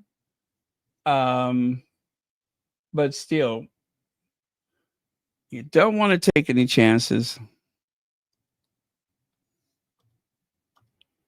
because it's been a long time, knock wood, since I've had problems with them. A very long time, like well over a year.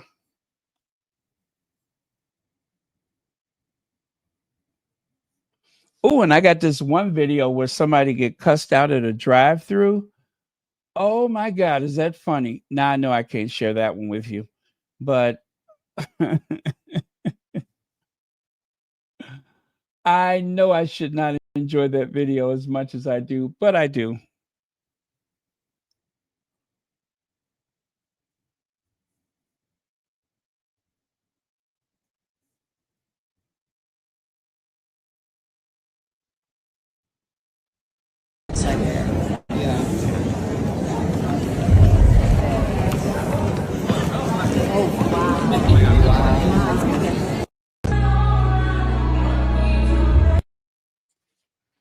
Oh, wow. Wow. Wow.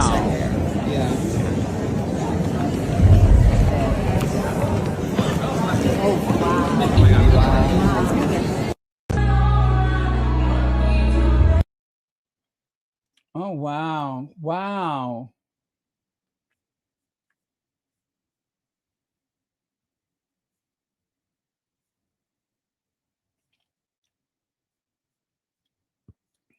That was the moment, though. I tell you, that was the moment.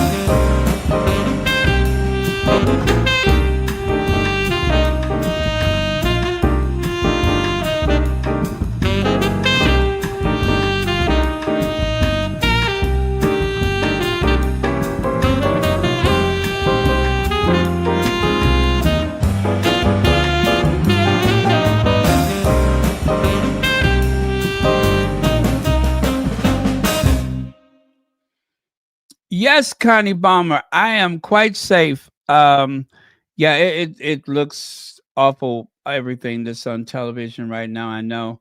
But fortunately, I am quite safe. But thank you so much for asking.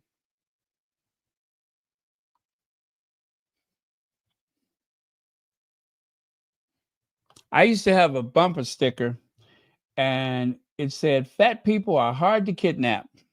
So maybe that's why they ain't bother me. Um, we'll see though. We'll see. I won't do anything to provoke them, that's for sure.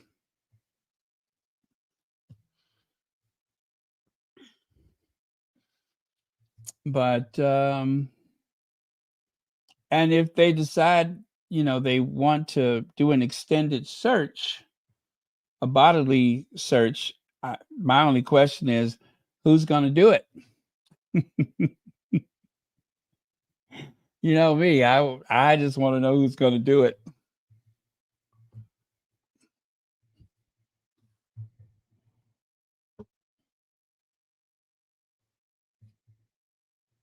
Yep, I'm kind of petty. I'm always interested to know who's going to do it.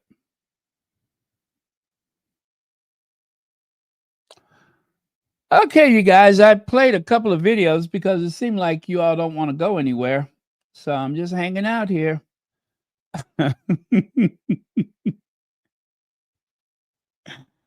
uh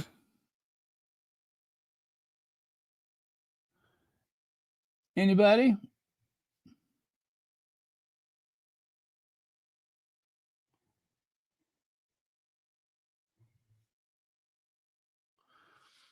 Yeah, it's been really it's surreal. Um to be fair, it is very disconcerting because the reality is so much different from the reputation. You know, they have turned Chicago into the Republicans' favorite chew toy. Um, but the truth is, this is one of the cleanest big cities in America.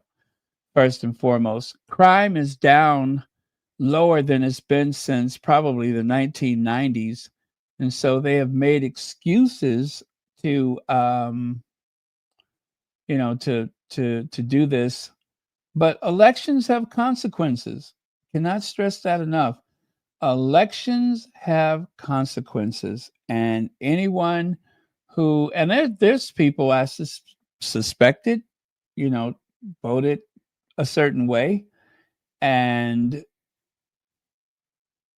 I'm not so much into blaming the public, considering the misinformation campaign. People become exhausted from the election cycle.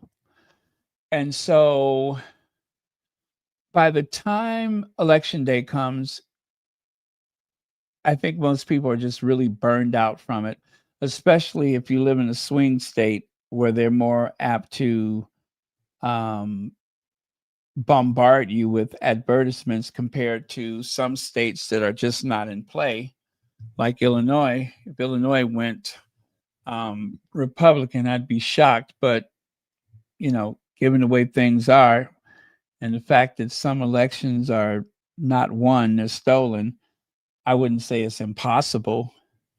But I do hope people realize that elections have consequences.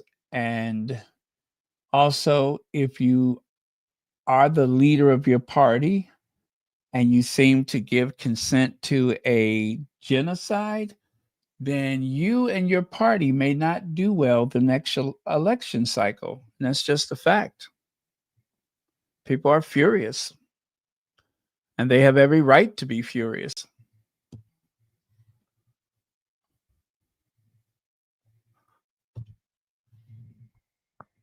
I even thought at the time that if things didn't work out last November, that there would be a logical explanation for it. And that explanation, of course, genocide.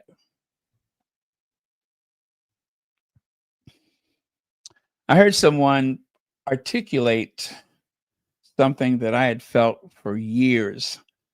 And that was, what did the German people do? Why didn't the German people stop them? How did the whole nation seem to fall behind? And I think in the future, it's going to be the same question asked, but for almost the exact same reason. What did you do? Why didn't people speak up? Why was there not mass protests? And right now, the only answer I could give is because the mass media will not share that protest. So the protests are bigger than a lot of people realize, but most people don't see them at all because mass media, they're hiding it from us. They don't want more people to hit the streets. So yeah, this is a very alarming situation. But Chicago is pretty vast. Just so you know, there's like, I don't know the kilometers, but it's 238 square miles of city. There's 1,500 miles of alleys alone, not to mention the city of Chicago from top to bottom on the map is about 26 miles in length. And it's a vast city. So most of these things, a lot of people will, you know, rarely, if ever, see any of it.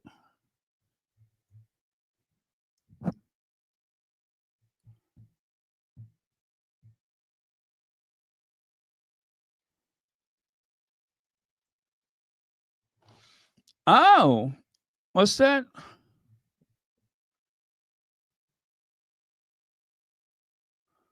The House of Montecito. Okay, let me give that a try.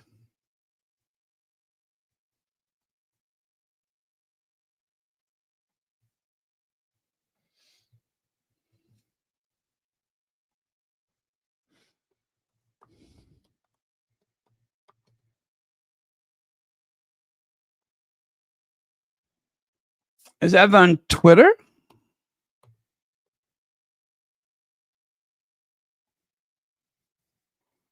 Oh, I do follow them. Oh, I see. I see. Oh, Lord, there's music. Let me see if I can grab it, though. Thank you for that. I'm going to see if I can grab it.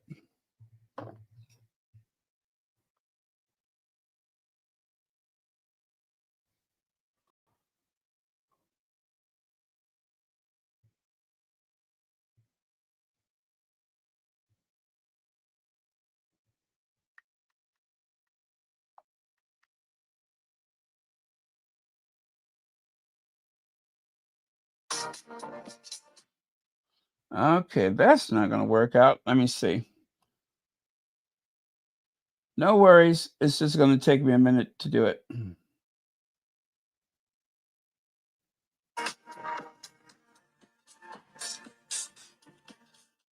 Oh, what awful background music.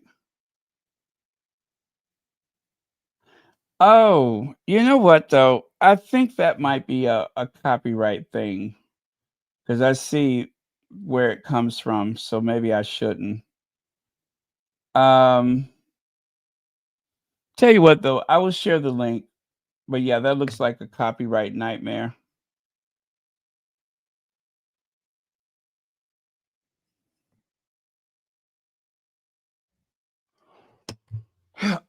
But thank you. At least I'll be able to watch it myself now. Let me grab that and I will share it with you all.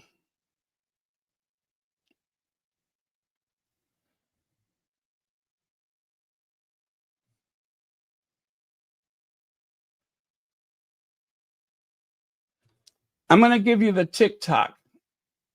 I'll do the TikTok. That'll be easier.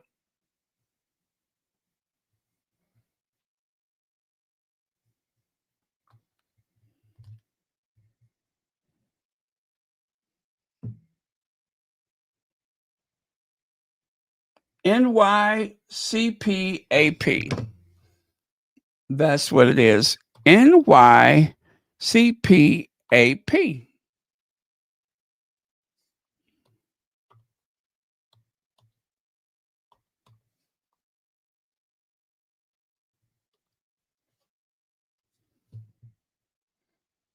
Oh, wow. These people got all kind of celebrities. Isn't that something? I'm going to follow this one. Copy link. Okay. Okay, you guys, this will give you a chance to see it. There's the link. And I'm going to pin this to the top of the chat.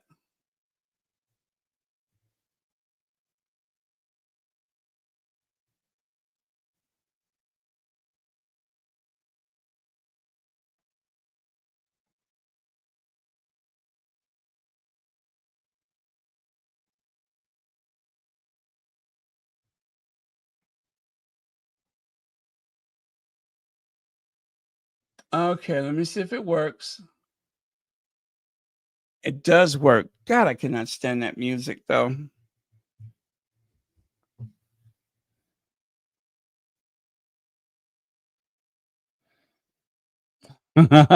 Sheriff Balmer.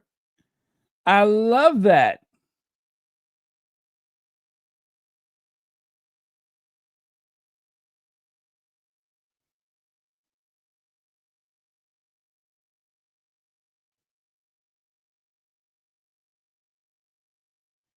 I love that. Sheriff Balmer.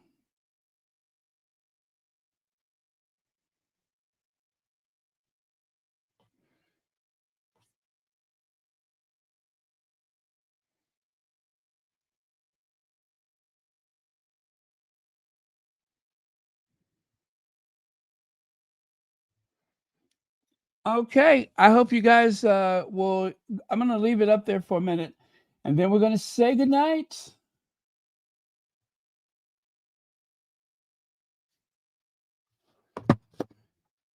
Are they sharing that with, or should I say, is the mass media sharing that or no?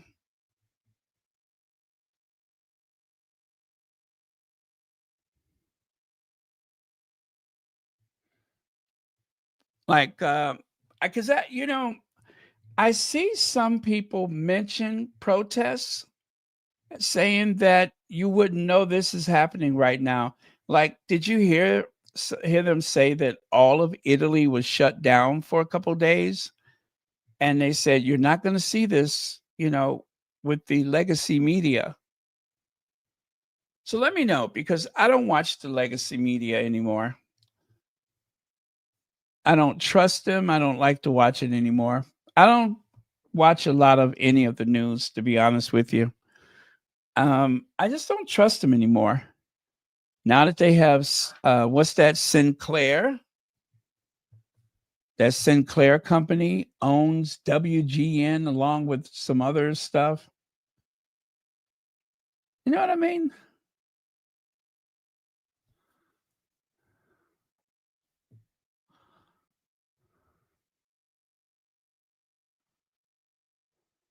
Oh, okay.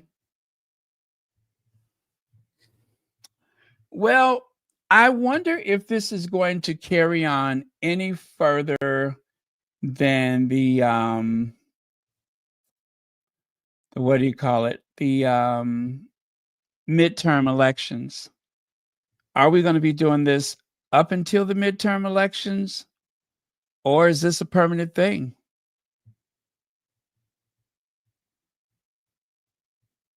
I mean, because I think it's, well, maybe it's not, but I was going to say, I think it really is common knowledge what the aim of this is, but maybe it's not. I have my opinions, of course.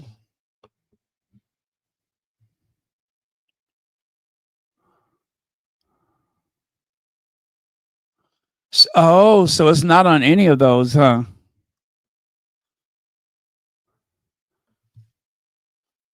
Yeah.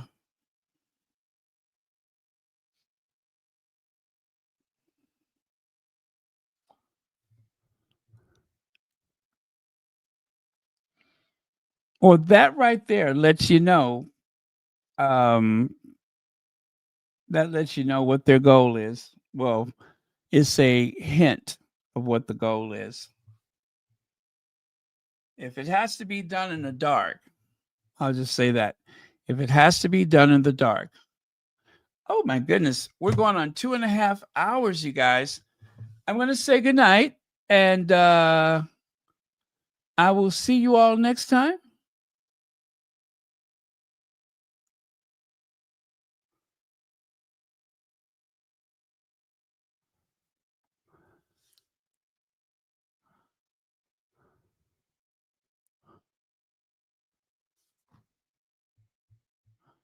The lady seemed perplexed to me.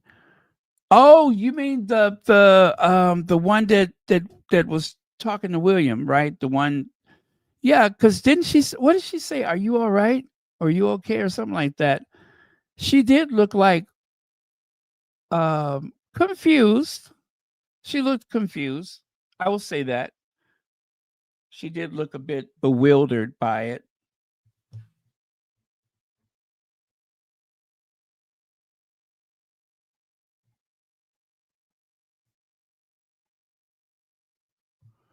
It was strange behavior, that's for certain.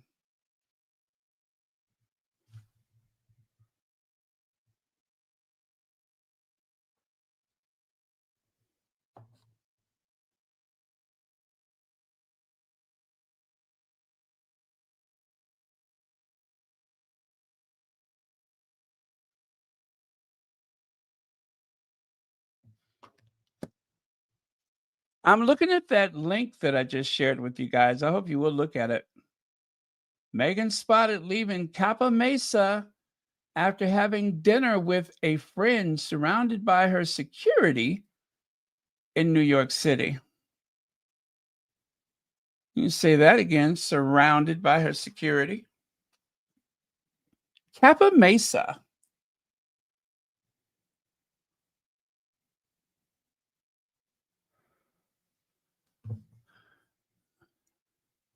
Lizzie Beth, thank you so much for the super sticker. And thank you for watching Royal Sussex.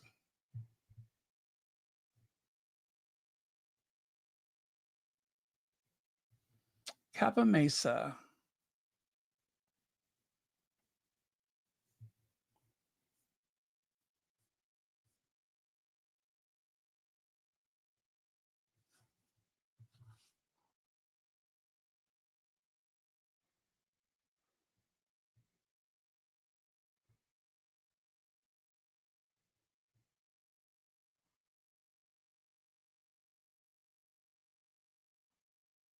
I don't recognize the lady that she's with, though, but they both got in the same vehicle.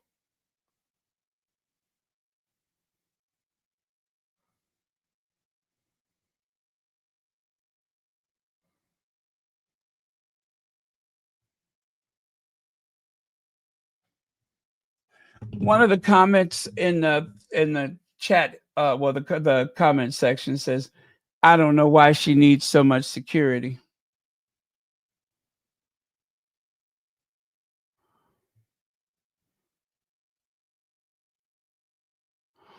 They don't want security for Meghan for a variety of reasons. As a matter of fact, they don't want security for Harry or Meghan because it is an indication of importance. It is a sign of importance. And they do not want that level of importance to be so obvious.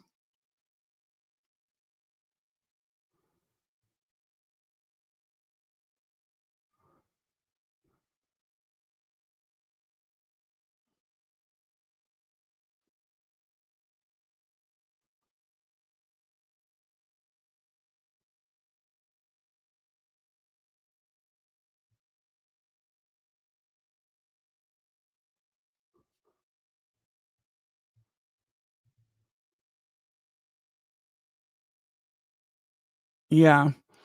They just do not want that level of importance to be so obvious.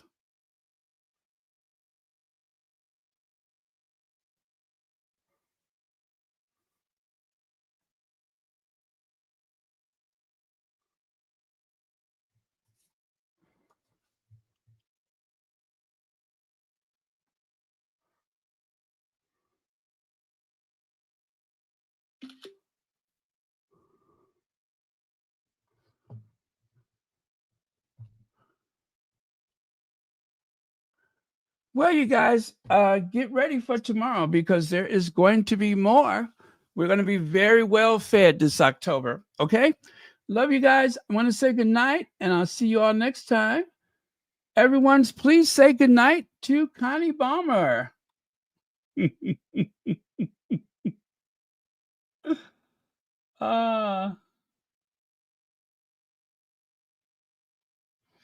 Yes, I do. I cannot wait until they're billionaires. I cannot wait. That is going to shut a lot of this down when they become billionaires.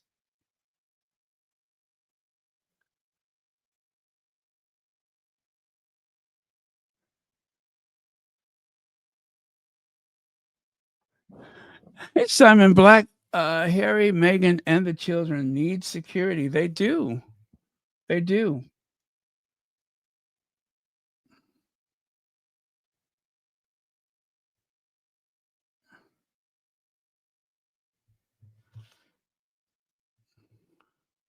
Wow, Jennifer Hudson.